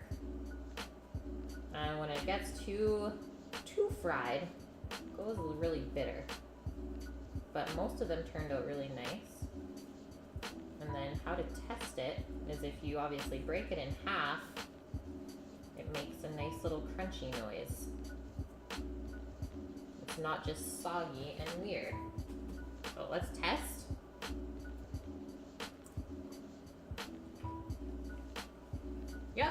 It's crunchy, so now that can just chill out there on the paper towel until it's time to garnish up our ramen.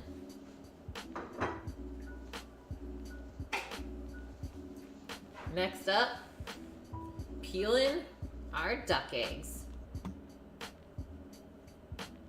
You're ready for garlic chips to be a thing.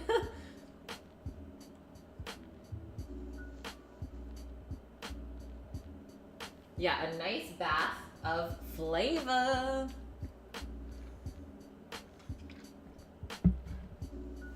Elvin, I was really bad this year. I had this glorious plan of growing my own garlic, and then I just never actually planted the cloves. Bad Kate. But I did save some of the bigger cloves from Sam's mom, so it's always next year. Yeah, elephant garlic bulbs. But the bigger the clove is that you plant, the bigger the head of garlic. So sometimes you can get garlic with like 4 cloves and it's just massive. Okay, let's see how we did. Seems like the shell's coming off quite nicely. And in my days of boiling eggs, I've done quite a few in restaurants, is the older eggs will peel easier.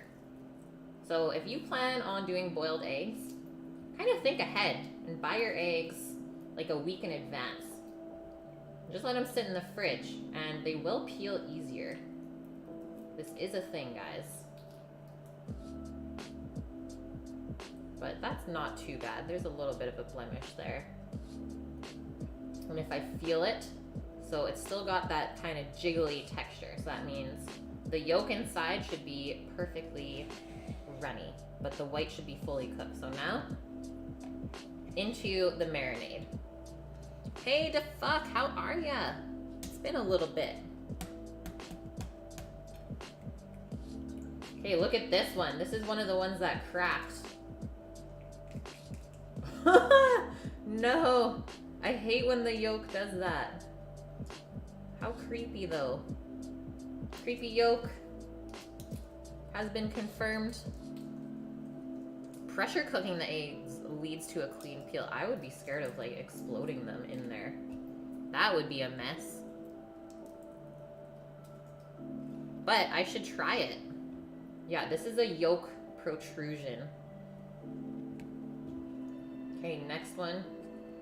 Last egg. Let's see. Maybe this one will be perfect. Let's just take our time. Feeling good about things.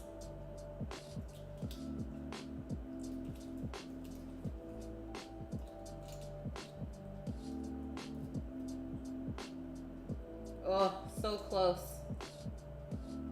Oh, wait for it. Might be able to save it. Might be able to get that perfect egg. I think so. Okay, that was a close one, guys.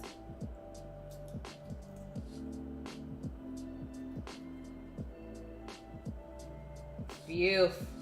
Okay, give it a little rinse in your water to make sure there's no shells left.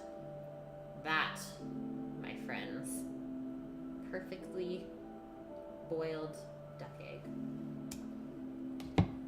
Okay, let's get rid of this.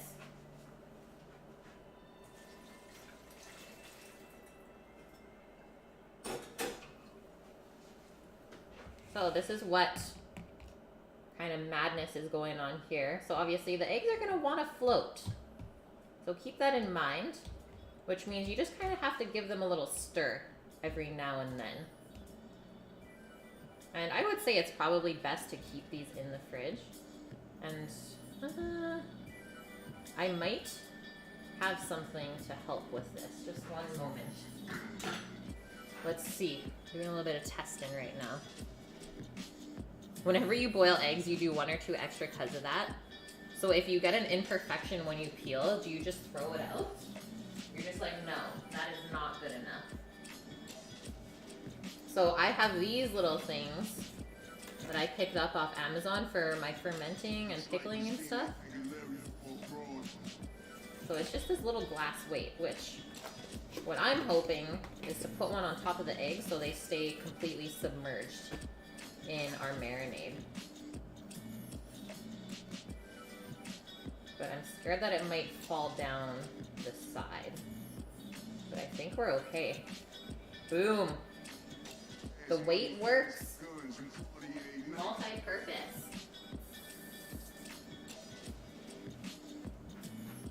Whatever floats your boat.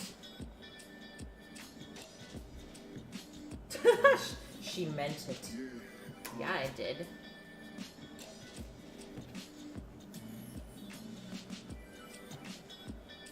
Man, deviled eggs though. That's something I haven't had in a long, long time. So, now that these are weighed down, I think I'm just gonna pop them in the fridge and we'll check them in a little bit.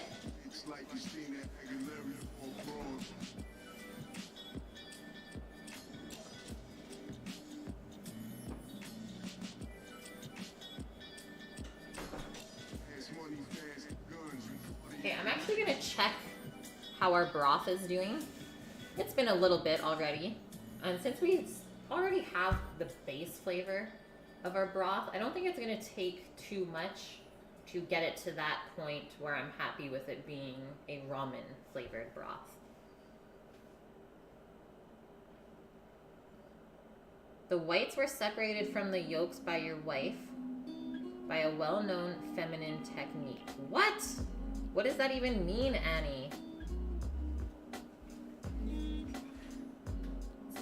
Okay, just getting a little bit of water. And then it's broth time. It's been going for almost an hour now with this stuff in there. It's definitely reduced a bit, and it's very dark colored.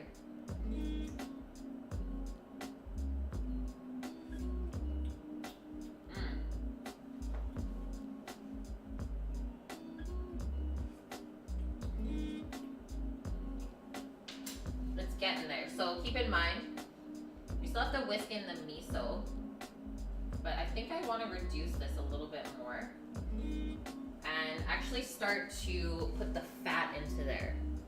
Maybe get some emulsification happening. We'll see though. Definitely no ramen expert. I mean, I'm an expert ramen eater, but still experimenting with how to actually make it properly.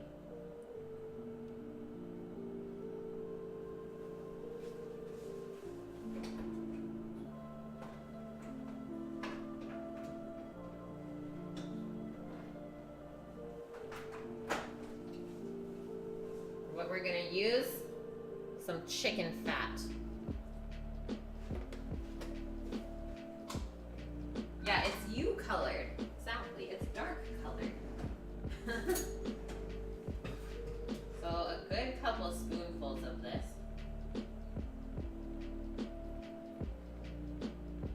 You can always skim it back off if you're not comfortable with how much you put in.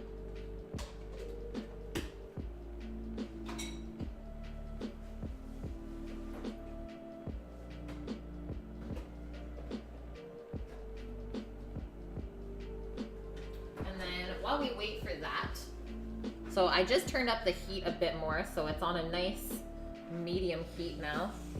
It was on low. It's time to clean some of our Brussels sprouts. This is the last of the sprouts from the garden, guys. And I have to say, they grew really well this year. Can you use bacon fat? I don't see why not, anchovy. That would probably be a great application of bacon fat. Smoky and sweet. I'm in. But I'm not going to use all of these sprouts. And I'm going to pick the ones that are consistent in size. And since we are eating with a spoon tonight, obviously we want it to be easily edible with a spoon. So I don't want it to pick the really big ones to use. Maybe like the medium ones. But those small ones, these ones are pretty cute too.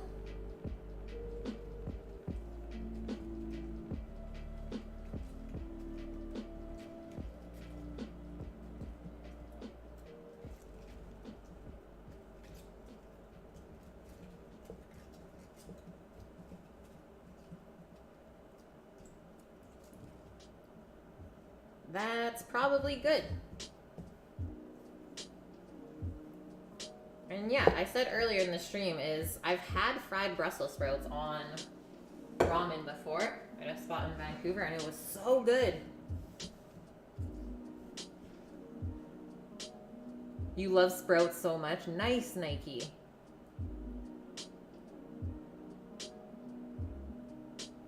Bacon fat. We don't do that here in Dog. Pretty sure we do. So I'm gonna start by cutting off the bottom where is the stem, and we're gonna cut it in half.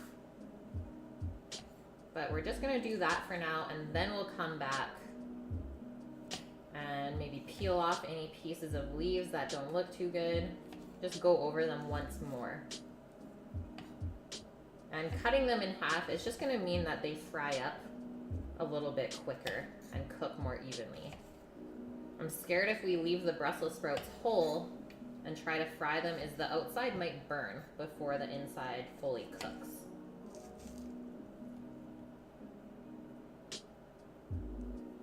He uses bacon for everything. It's allowed. You got some bacon lovers. Yeah, put it in your shampoo. Oh, the bacon.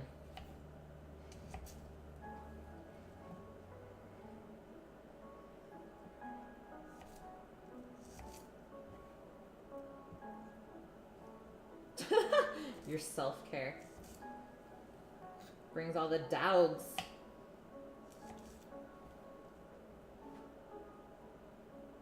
Halved butternut squash is cooked skin side down. Yeah, usually, actually skin side up. So when you cut it in half, the flesh side is down. And that just helps with it to not dry out as it roasts.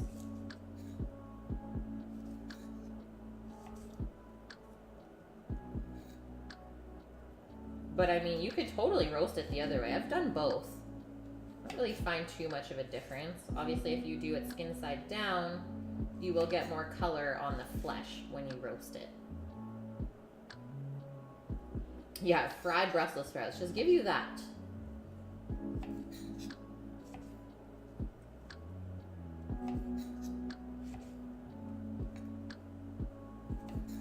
Something about the outer leaves getting like super crispy. And then the inside is still like nice and juicy and buttery and soft. Really like the texture contrast when we fry these up. And they do fry well because they're not super wet.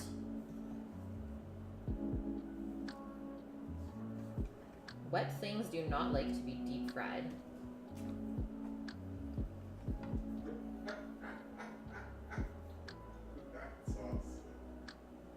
A pescatarian? He only eats fish that eat other fish. Hilarious. Okay, so these don't actually look super bad. But there are some leaves that have just a little bit of discoloring on them, so I'm just going to pick those off. They were washed really well, though, when I picked them. So I'm not worried at this point about there being any bugs. I gave them a good old soak. And I actually picked these on Christmas Day or maybe on Christmas Eve from the garden. So this is how long they've lasted still.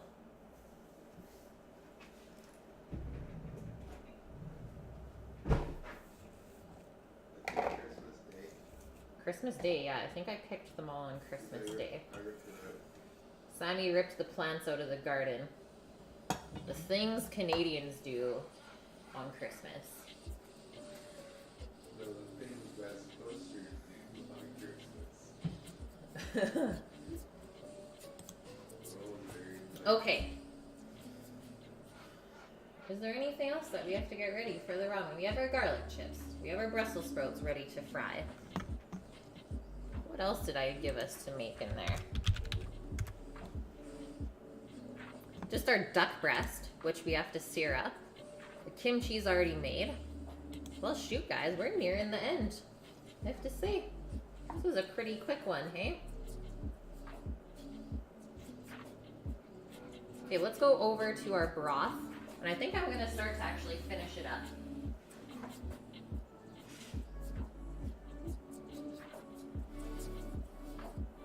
So I am going to strain all of the aromatic stuff out of there now.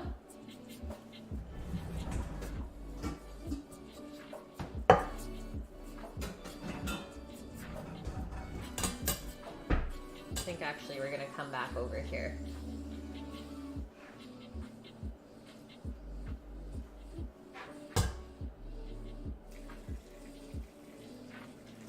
So the broth is really nice and golden. Has really good color. And now what we're gonna do is start to mix some of that miso into there.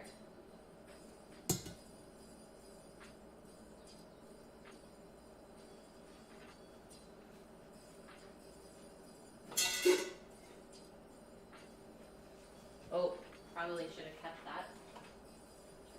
Good one, Kate.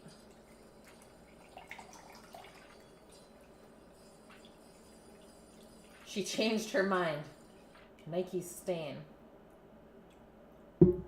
Should have seen her face when she tried an all-dressed chip. What happened? Yeah, it's got some smells for sure, anchovy. Got some good smells. Like, look at this color. It's dark. That's the darkest ramen broth I've ever had or made. Okay, just bump this up a little bit for you guys. And then the best way to whisk in miso is to actually whisk it into a smaller amount first to get rid of any lumps, and then you whisk the rest of that in. So let's just take out like maybe half a cup's worth. It's almost time. Carrot potato, you're back. She's not into barbecue chips or vinegar. It's like she bit into a sour dill pickle. Yeah, all dressed are actually really good with a dip. Okay, so our aka miso, so fermented soybean paste. And it's actually a little bit shocking how much you can add in until your broth tastes properly seasoned. So the first spoonful I'm gonna go with is like that. Probably 5 tablespoons worth. Because our broth, we haven't salted it yet, right? So I'm not worried now at this point that it's gonna be too salty. And with the miso, so you're also gonna get other flavors than salt, right? Because it is fermented. So it's really earthy, it has a lot of body. Tastes maybe a little bit nutty and roasty.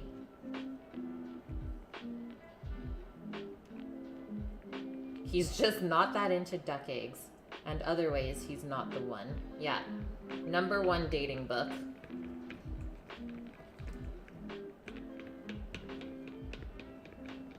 First step, locate nearest duck hut. Okay, so whisk the miso into that broth until it's nice and smooth.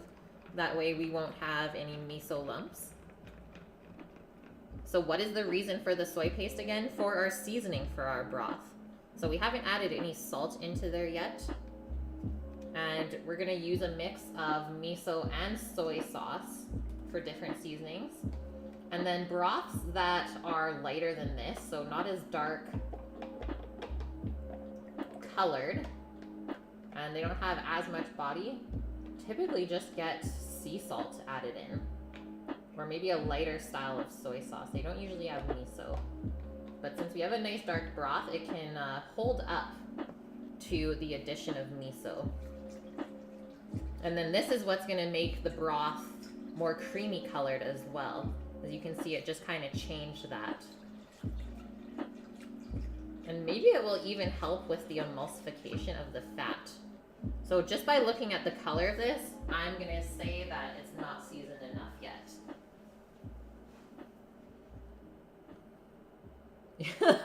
Yeah, they're custardy. Being a paste-like consistency, does it thicken it? A little bit, I would say. So like this spoonful, good amount of fat on top of there. I'm gonna try to get not as much fat into what I taste, because that's gonna make it taste different.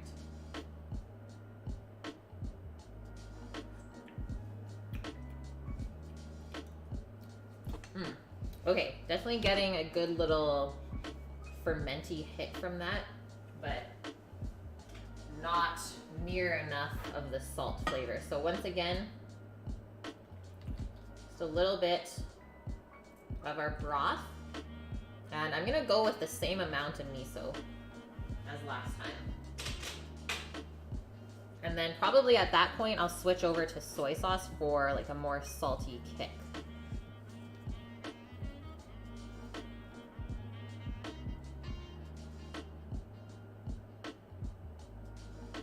And there is quite a bit of broth here, guys. I would say there's enough broth for like 4 to 6 soups, which only Sammy and I are eating tonight, so there might be some freezing of the duck ramen broth. I'm okay with that.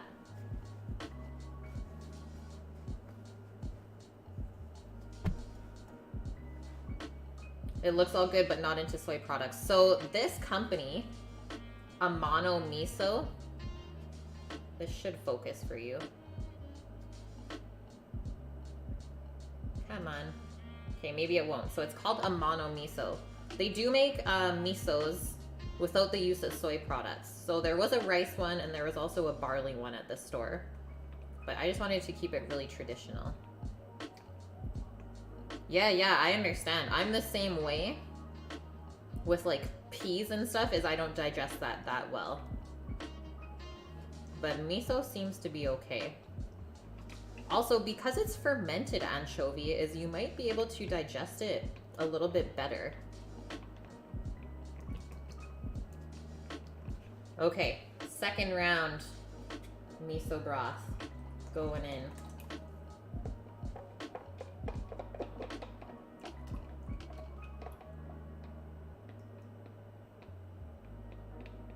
And if you guys like spice, you can also add some spice either into your broth or as a garnish.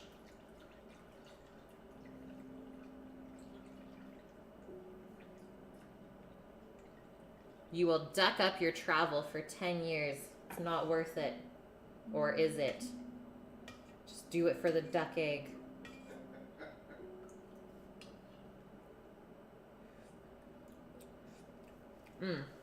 Okay, that's getting there.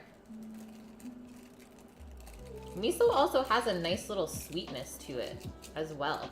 So it's not just salty, it's actually quite balanced.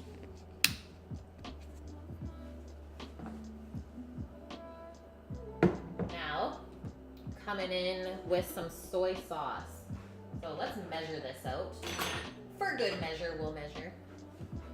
I'm gonna go with 1/8 of a cup to start. And then we're just gonna keep tasting until it's like, yeah, that's good. And if I look at this right now, I don't know if you guys can see the sheen on this from the fat, but there's probably like a good 1/2 inch layer of fat on top of here right now.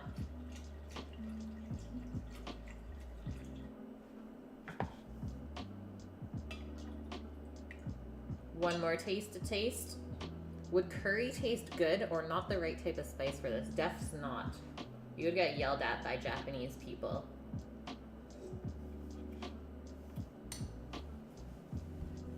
Unless it was like a Japanese style curry, which is more like a yellow curry, then maybe. But usually it's just like miso, soy sauce, and let's say something like this. So Korean chili flakes to add spice. I've never seen a curry ramen before. I could be wrong though, anchovy. So I'm gonna go with the same amount of soy sauce that I just put in, because it definitely wasn't enough. So as you can see, making a ramen broth takes time and patience. It's not something you can rush. Because when it comes to seasoning, you need it perfectly balanced. I think we're almost there. I'm gonna let Sammy try. Sammy, can you please come over? I don't think I can walk with this spoon. He says he'll be there in a sec. You knew a Guido anchovy.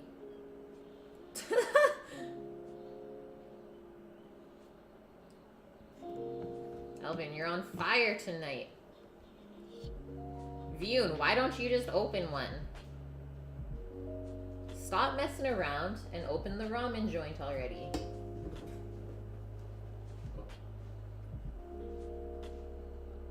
Careful, the spoon's greasy. Does it need a little bit more salt?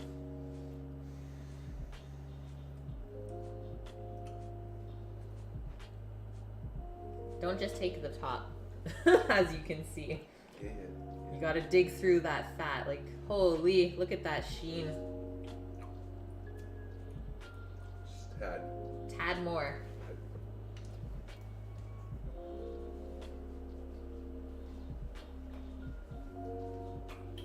That's tasty, Maybe a though. tablespoon more. The duck comes through, I think. Yeah. I think it does. It didn't get lost. Just add a little bit of fat to the top of that. I don't think it needs more fat. Tiger, how are ya? Yeah, you're premier. You have presidents here. Okay, that's perfect. Salt level has been balanced. Very, very earthy tasting.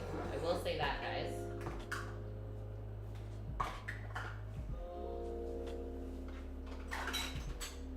So now we can put that back over to the stove since she's all ready to go.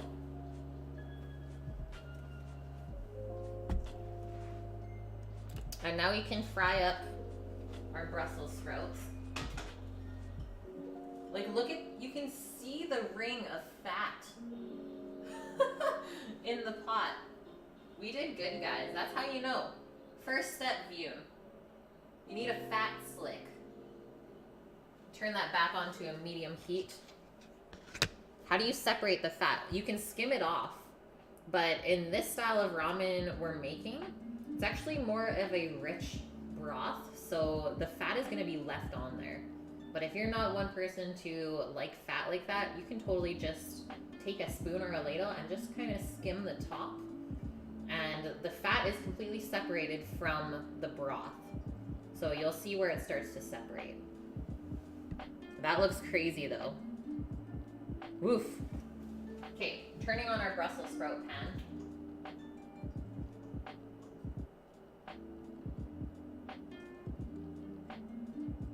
Medium high heat again. And now it is time for the duck breasts.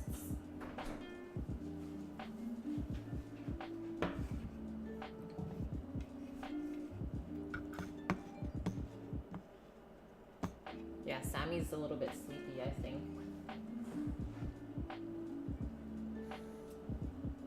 He's sleepy. He had to work 4 hours today. Okay, so our duck breasts. We scored them up already, and we trimmed them, so they should both be around the same size. But now we gotta season them up. And because we want this as dry as possible when we go to sear it, is we want to use salt. We don't want to do soy sauce, because that's going to splash and splatter in the pan, and it's just not going to be fun. You wanted to try a Lion bar? What's that, Nike? And ketchup chips. Man, don't even get me started on ketchup chips. Ketchup chips and all dressed chips. My two faves. So let's get a good layer of salt on the top of these. Duck is quite fatty, so you will need quite a bit of salt to counteract that. But we can always add more after it's cooked. Can't take it away. And these are actually pretty thin as far as duck breasts go. Usually they're about twice the thickness, I find, so I'm not gonna go super heavy on the salt.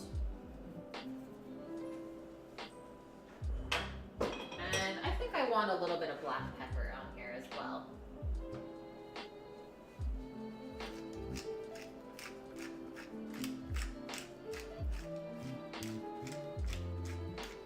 And we're gonna start to cook these up in the pan after the Brussels sprouts are fried. She said, and it's your friend Lisa, it's a Canadian candy bar. I've never heard of a lion bar. You were so involved watching me make the broth and eggs, you forgot there was duck breast. I mean, even if you have just the egg, that's definitely more than enough. You don't need the duck breast, but I'm trying to use most of the parts from the duck here. So the eggs, the breast, not the legs today in the ramen. And then the broth made from the carcass. Hey, Ryan, how are you? You been lurking while cleaning? Yes. The cooking is going good, man. I'm getting excited to actually eat and see how all of this tastes together.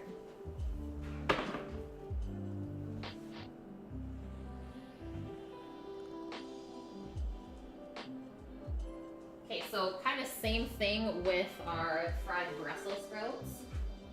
And we want to plate with just some towel paper on it to soak up any extra oil. Because I think we definitely have enough fat in the broth that we don't want greasy Brussels sprouts. So look at how the broth looks now that we added the miso and the soy sauce. It looks a lot different compared to before we added those things, right? It looks more creamy almost.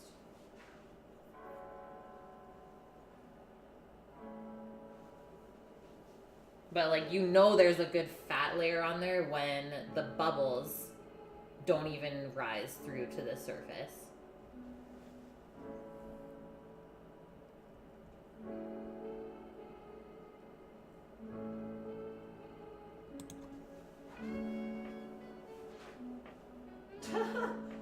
Epic. So, okay, so our oil in our pan is starting to shimmer. For this, I'm gonna get a splatter screen out. Usually when you fry up vegetables, they like to spit a bit, so I'm gonna try and save my face and arms by putting this over the pan.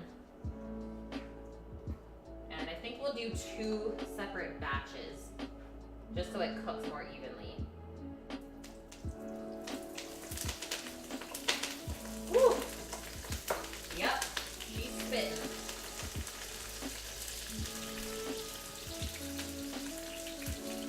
And we'll season these afterwards. I'm just gonna stand back. Definitely got hot oil all over my arms. Watch out, world. Aw, thanks, carrot potato. That makes me really happy. I do try and produce pretty good content for you guys. Okay, let's look at these. They kind of settled down a bit. Give them a little flip.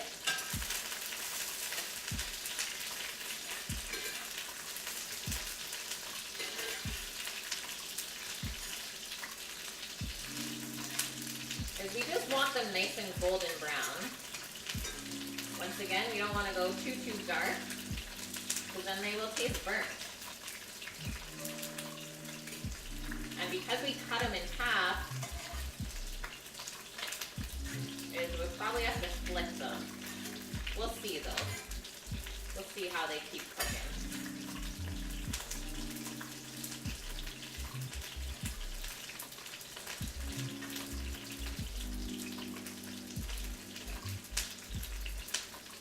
Just want a little bit of color on each side.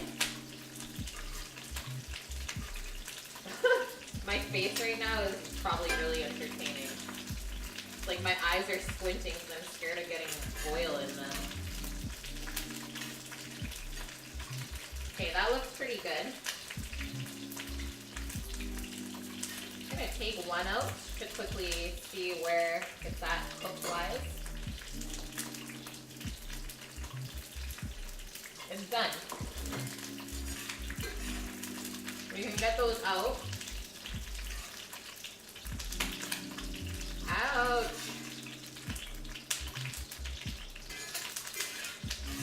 My face.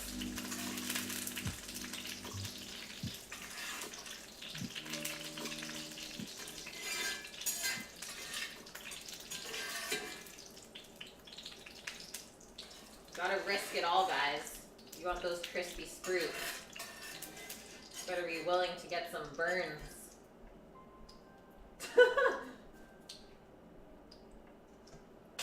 Okay, real quick. So this is how they look coming out of the oil. Just a quick little sprinkle of salt. And then we're gonna put that second batch into there.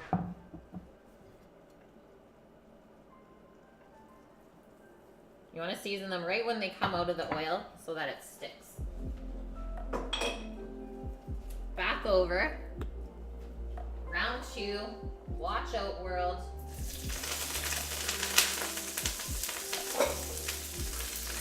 Do that. You want the sprouts. It's really good. I'm gonna do a double layer of paper towel. You had sprouts yesterday baked though, nice.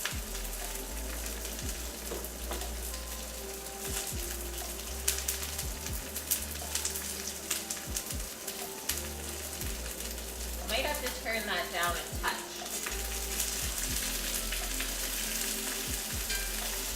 It might be browning a bit too quick.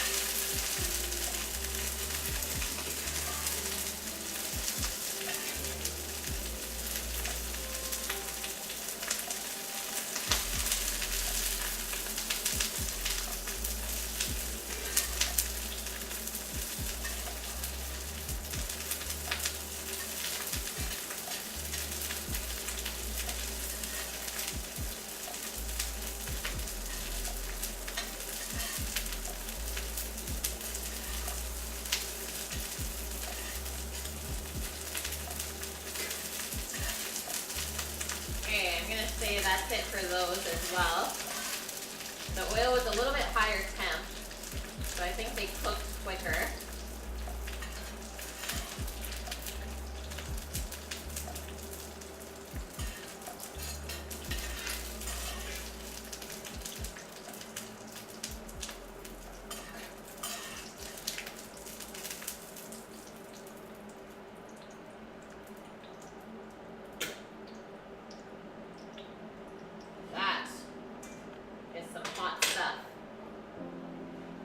Over. Aesthetic Daisy, thanks for the follow. Welcome in. You got a plate you can put, I can put these on for you. So some of the leaves got a little bit too dark for my liking, and that's just because they're so small, right? So if you find that they look almost burnt, just take them out. And it's hard to help that.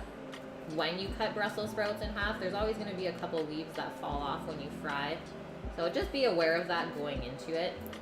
Maybe prep a touch more, but if that's all I really have to pick off, I'm okay with that. Okay, back in with some salt.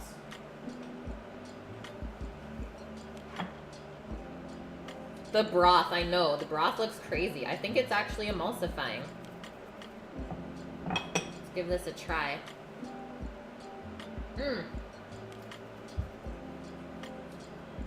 A nice kind of crisp, roasty flavored exterior. And then the inside is still really nice and buttery. Sammy's coming back.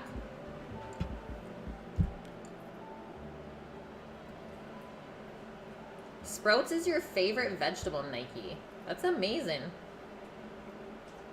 You made kale soup last week and you loved it. Changing the world, Ryan. One day at a time. Sammy the snack master.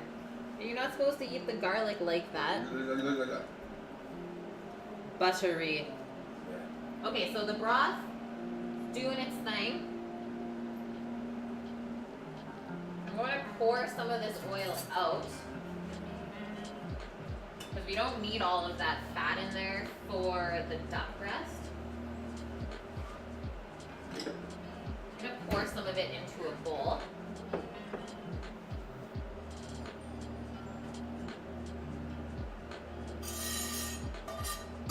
Try and get any of the Brussels sprout leaves out of there as well.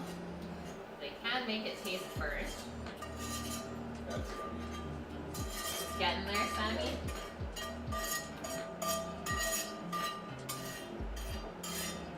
How's the camera?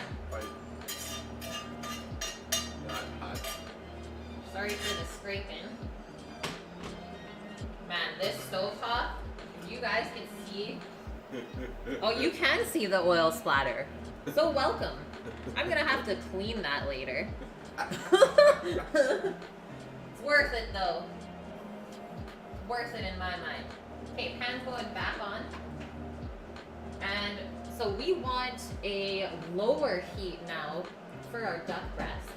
And the reason for that is because we want to slowly render the fat out of the skin. If you have your pan on too high, yes, you'll get nice browning, but then the fat's still gonna stay chewy and almost rubbery. So you need a lower heat compared to most searing to really get that fat rendered out. Take a beer. A stout. Sammy would like to have an Irish stout, and I'm down. You down? Yeah, I think stout can go along with the ramen today. Some dark, wintry things happening. Nike, you are too high.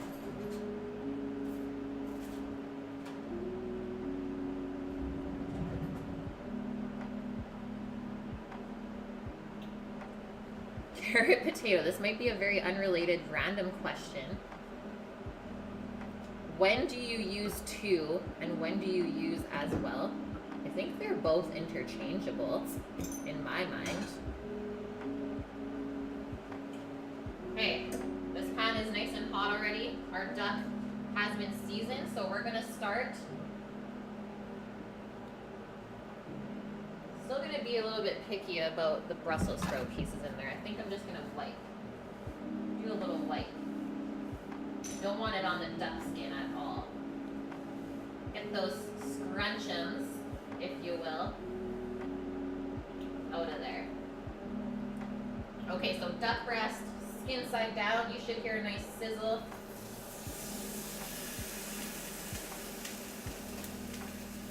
When you drop it in.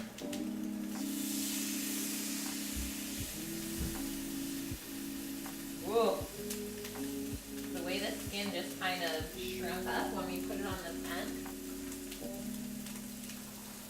So there should be enough fat in the skin that you shouldn't really need too much fat in your pan initially. And basically all we have left to do now is cook our noodles. Nudes. Nudes. Send nudes. Which are going to be cooked in the broth. So really not too much dishes for this meal today. Just a lot of love. You opened the beer, Sammy. Yeah. Is that a double deuce or just a 16 ounce? It's a 16 ounce. The nudes, yeah. So we're using the thinner style of ramen noodles today compared to 650 mil, he says, compared to the alkaline noodles.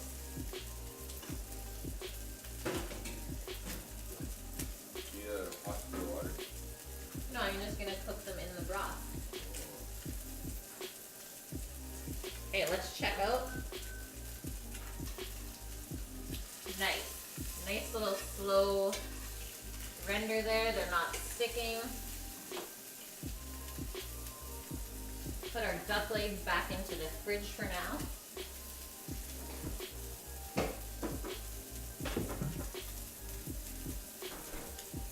Oh, that was the last thing. Scallions. I thought you were gonna mess with the ham. It's like, yeah, she's gonna cut me ham. The ham. And then she busted out Sammy scallions. wants some ham. You want to swim in the broth. Go for it, my drops. I'm not held liable if you get burnt, though. My drops is in the broth. Please tell me you showered beforehand. So we have these plastic oven gloves at work, like plasticky. I have already. I was like, How is the beer? great. May I try it? No. May I try it, please? No. Oh. No. This is a locally brewed beer. Hoyne is the brewery. Finnegan's Irish Stout.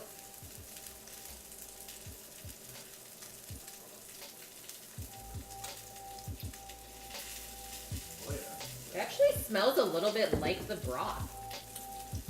Obviously a darker flavor there. Roasty toasty. Mikey says you have to share or else he's gonna smoke all your weed. What? Why? I just checked. You're good. Oh, yeah. We got some fat in that pan. Hey. Okay, real quick, before we flip those duck breasts over, the last garnish for the ramen is just some sliced green onions. I'm so excited for this. And so you can see that the Brussels sprouts, they're just hanging around. And that's okay if they cool off a bit because we're going to put them right back into the hot soup broth.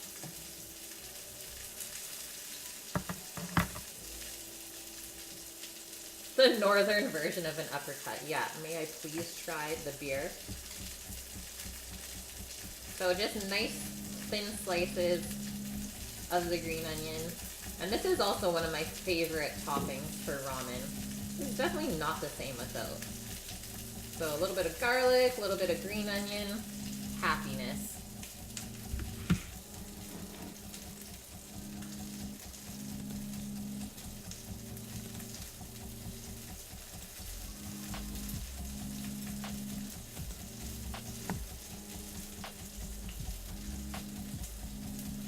What the hell are you doing? Just wait. You'll see.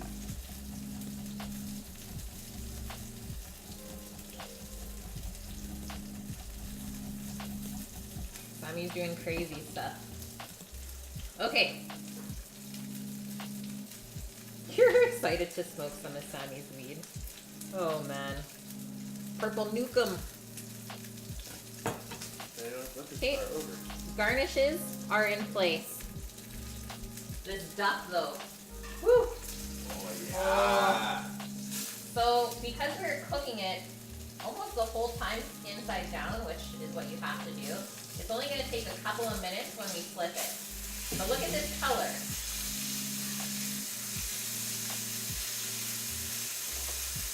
That was unreal. There's a lot Oh man. of extra fat in that pan as well. And she's smoky. We'll turn that hood vent right back up. So nice golden brown skin.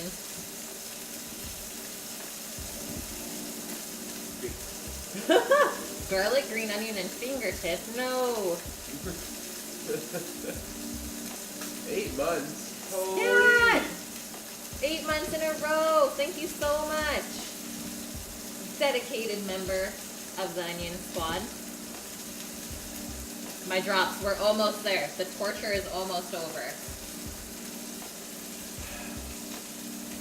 It smells so good in here right now, guys. Maybe I'm a so ready. minute. Maybe When a they minute make more. television, it's gonna be unreal. Ready? What? When they make Television? Smell-o-vision, yeah. Like, Yes! My drops. Can you do a good English accent? fucking delicious. It was good enough. No, it wasn't. Can anyone really do Ramsey's voice?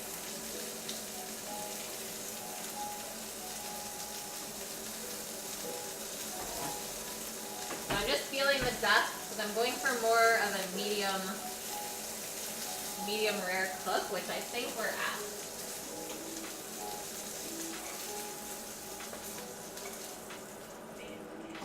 So look at how much those shrunk up compared to what we started with.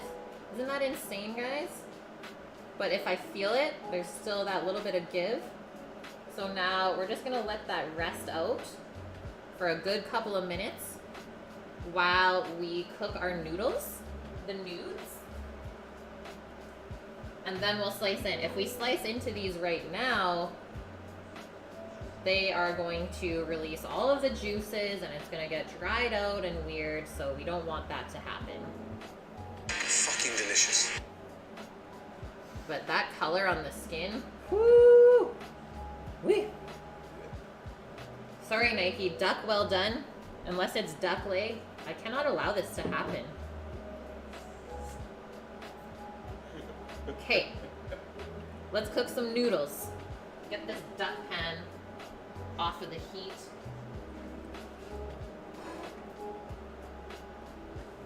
Is there directions on this package? Oh no, guys. We got nothing.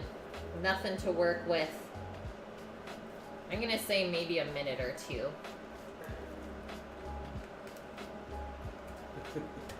We can't get in. Yeah, mature warning label. Doesn't it? I thought I put explicit on it.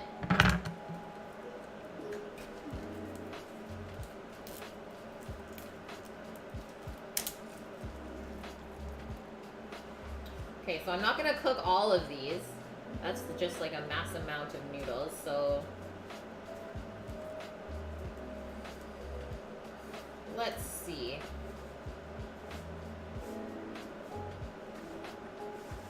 What if I estimate, even that's probably too much.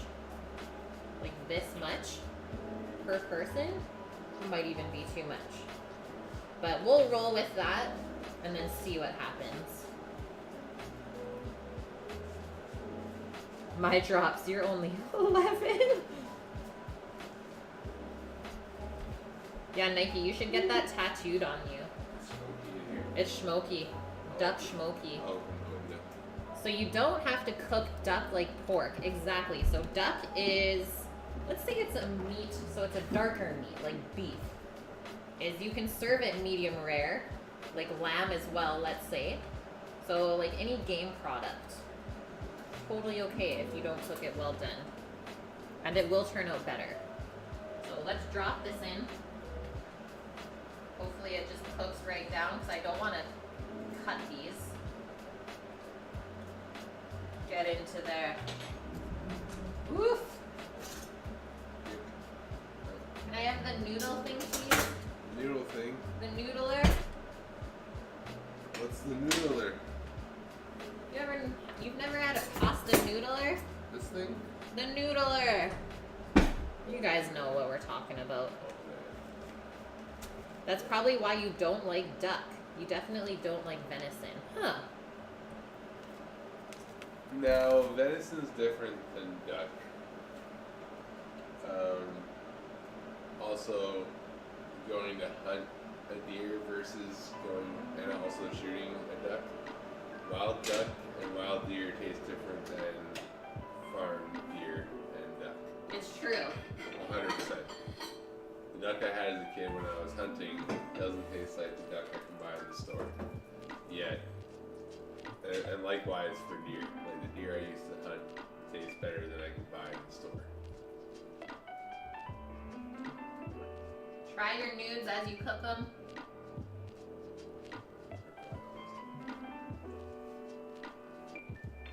It's almost there. It's about halfway. And best thing about ramen, guys, is that the slurping is welcomed. Yeah, it's true. It's like ramen shops, very quiet place to eat. As no one talks, but the slurping is like part of the atmosphere. The slurping is welcomed. Live your best life. Don't be afraid of the slurp.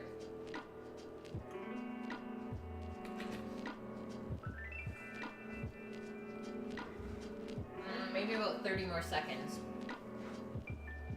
So close though. And I definitely don't want to overcook them.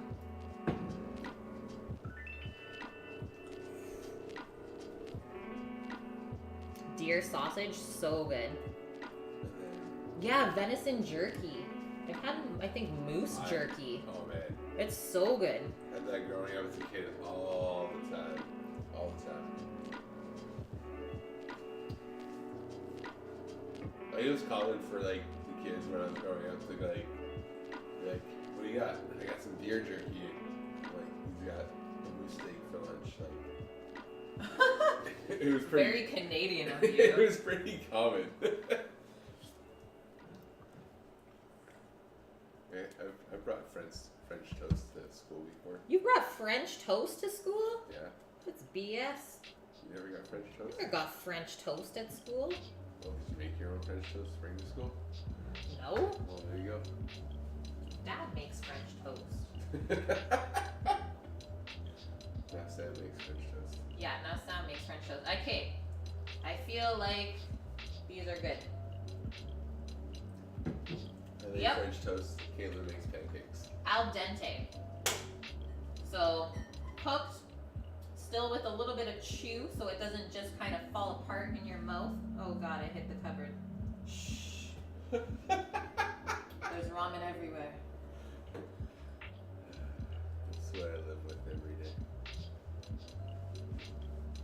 She's gone and done it again, my friends. Hey. That's for hitting the cupboard. I'm gonna need another bowl of noodles. That's fine. Need to turn off the ramen.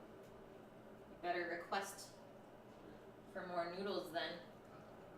Extra noodles. What do you say? I don't know. What do you say for extra noodles? You should know this. It's pretty good. Oh no, guys. Okay. So, noodles. We're done over there for now. There's our noodles. I'm not gonna pour the broth in just yet because we gotta slice the duck. And we also have to grab our soy eggs. Those are good noodles. Oh yeah. So how much did you put in there?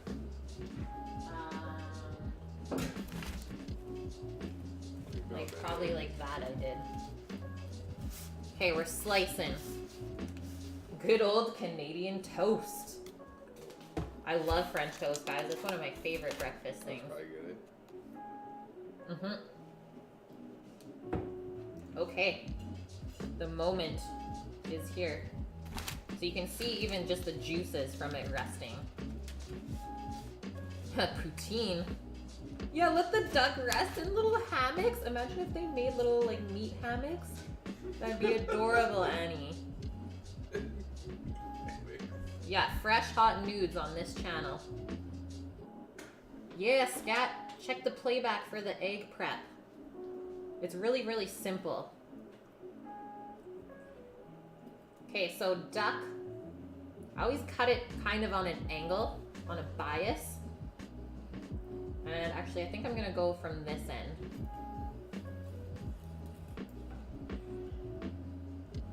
Oh, it's actually more of like a medium. But I'm okay with that. That's also the end piece. If we let it rest, it would maybe hold in more juices. No, we're good. We're good. If we get the right lighting on that. So it's still juicy. And then a nice medium rare in the center there.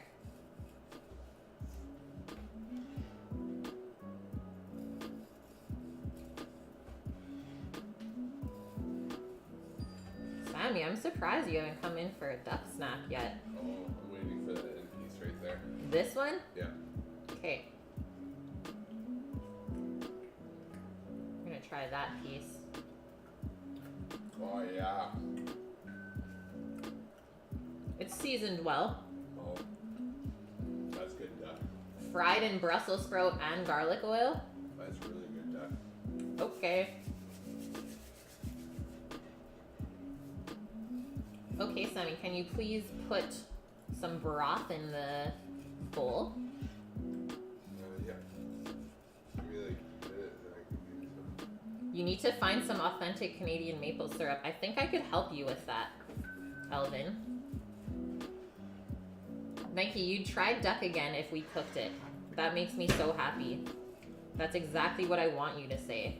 Right there. Is like changing your guys' mindset. Because yeah, you've had it once or twice and it wasn't the best. But that's just because you don't know any better.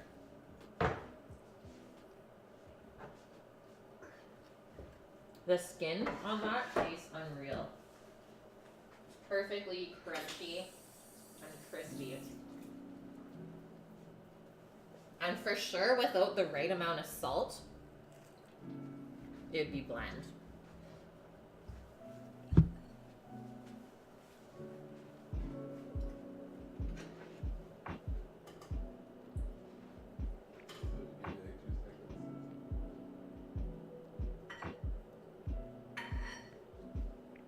The plating does not wait, Sammy.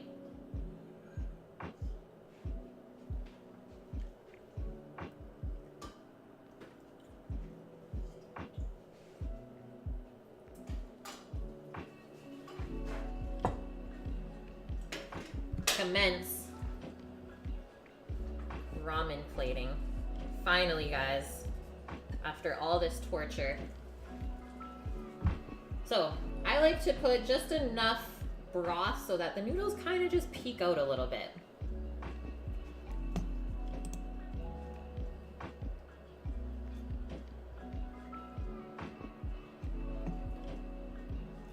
Wabbit, duck, wabbit. Woot woot. Okay. Where's our perfect egg? Okay, maybe it's not perfect. Perfectly spotted egg. So you can see where the egg was touching the other egg or the container. That's alright though. Not everything can be perfect, hey? Okay, going in. You want some more broth? No, thank you. Oh god. Can already tell by my knife. It's a little bit yolky. So now, let's go back over here. Guys, this is how your egg should look. Just gonna do that.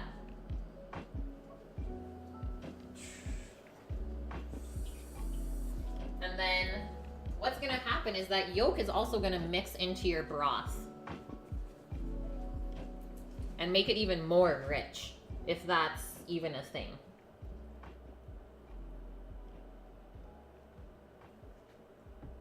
That might actually be a little bit too much duck. I'm gonna go on the lighter side. So lay out your duck.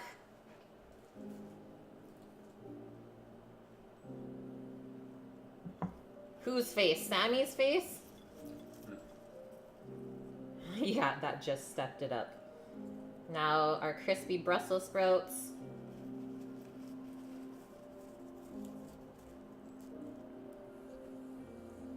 Like I said, the hot broth is gonna warm those back up if they've been sitting out and cooled down a little bit. Do a little bit of green onion over here. Sammy's already done his bowl. He says, move over. What the hell is this? I was just showing off my bowl. Okay. Okay, carrying on. Is just our garlic chips. Lastly. Can't forget about that. Add that roasty toasty goodness.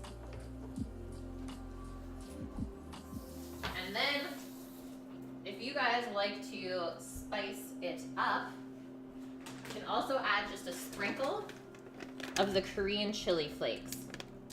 Oh, Sammy would totally eat my bowl too, Burke. 100%. You know.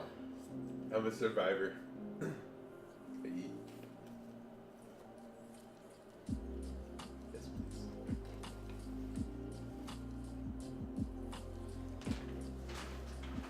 The ramen has been made, my friends.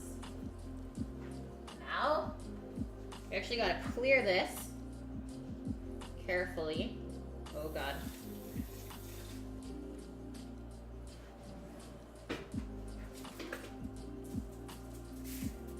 Don't want the juices to run everywhere. Okay.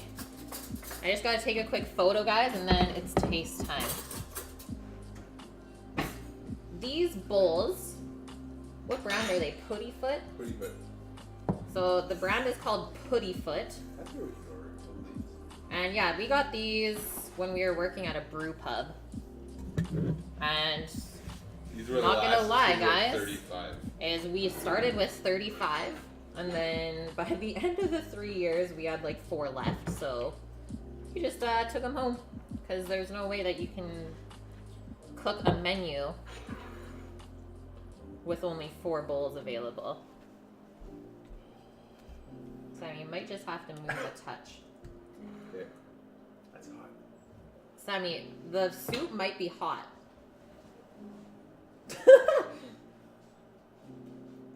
Tips, ramen tips by Kate.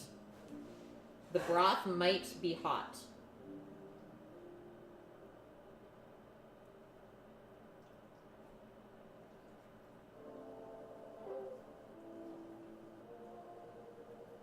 I think we got it. I think we got that photo we're looking for. You're like, yeah, hurry the hell up, guys. We want to eat. Do it for the gram time. He's still slurping and choking. What a freaking guy. That's good. Chopsticks? Sammy whips out chopsticks. I don't know if I'm ready for that.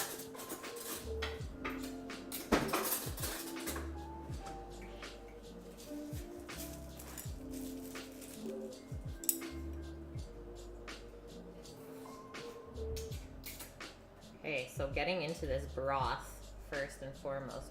What company? Here, I'll tape it for you. Puttyfoot. Oh, wow. That broth, once we boiled it, you guys, it actually did emulsify pretty nicely. Sammy has come back over to give you beard eating cam. Okay, the egg. One of my favorite parts of the ramen. So that custardy yolk. And it has a garlic chip stuck on it. I'm okay with that. Put a little bit of broth on your spoon with that. Does he eat food like this every day? No, I only stream 3 days a week. And we do breakfast, lunch, and dinner.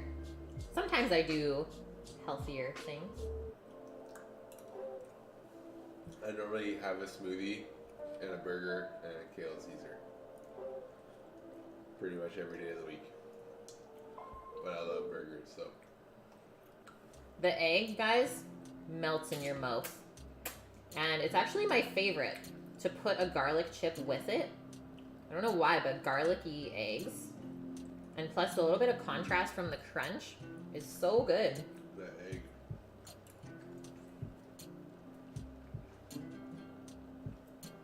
Yeah, 1 bite for Sammy, 2 for the beard. Okay, let's try some of the broth with the Brussels sprouts.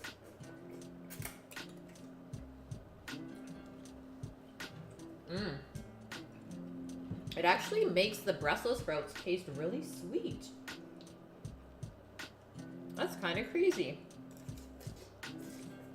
Usually Brussels sprouts are like stinky, right? And kind of like farty tasting. because of all of the earthy things in the broth, it actually brings out the sweetness in them. Little baby cabbages. Okay, I'm gonna go in for the nude slurp.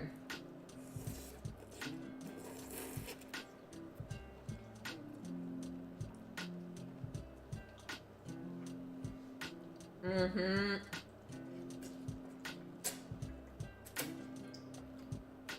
So those are my favorite type of ramen noodles, is the thin ones. I do like the alkaline ones, but I've had some that are almost too alkaline. Those are the curly yellow ones that you can find in some ramen places. I just don't like the flavor of the lye. But I did have some fresh hand-pulled ones that chef brought in for staff meal that were really, really good. So it kind of changed my mind on that. So the duck, hopefully that will focus for you as I drip everywhere. But I think it might just focus on the bowl. But you guys saw it when I sliced it.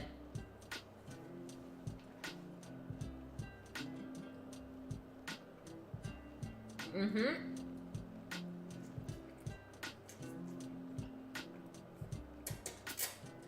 It actually might be a little bit underdone. What?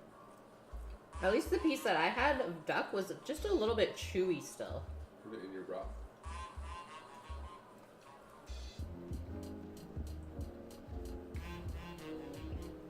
But the flavor is really good.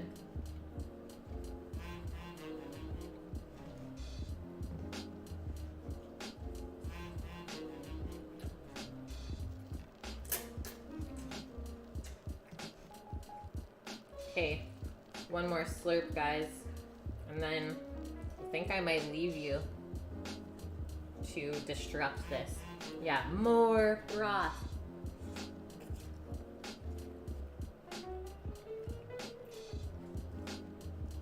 I will destruct this before we leave. Mmm. That's really good. I would pay for that at a ramen spot. Later, Elvin. Sounds good, Elvin. Thanks for being here. I hope you have a wonderful rest of your week. I'll be back on Sunday. Thanks for the follow, Burke. You have jewels sliding down the corner of your mouth. Oh no. This is so good. Ramen is like the perfect wintertime food as well. And plus, it's really quick.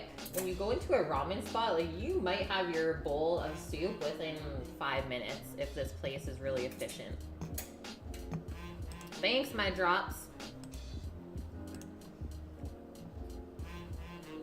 Okay. So how do we get that back? Press the thing over. You're good. This? Yeah. Okay. That's it. That. Okay, I'm just creeping on Belly.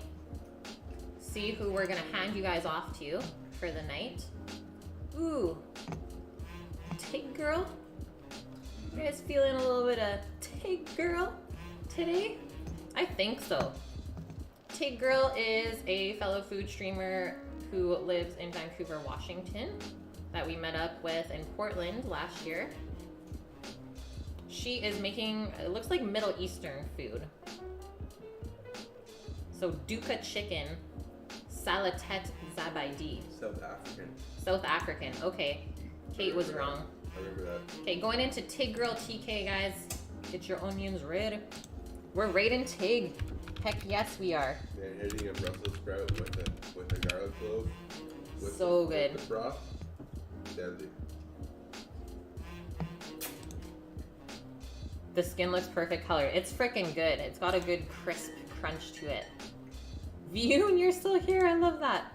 Okay, guys. Have a wonderful rest of your week. I almost finished the We'll ball. be back. Nice, Sammy. We'll be back on Sunday.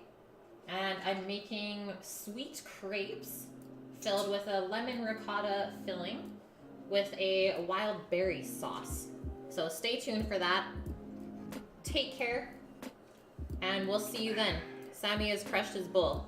Bye, guys. Bye, guys. Love you all. Thanks for everything.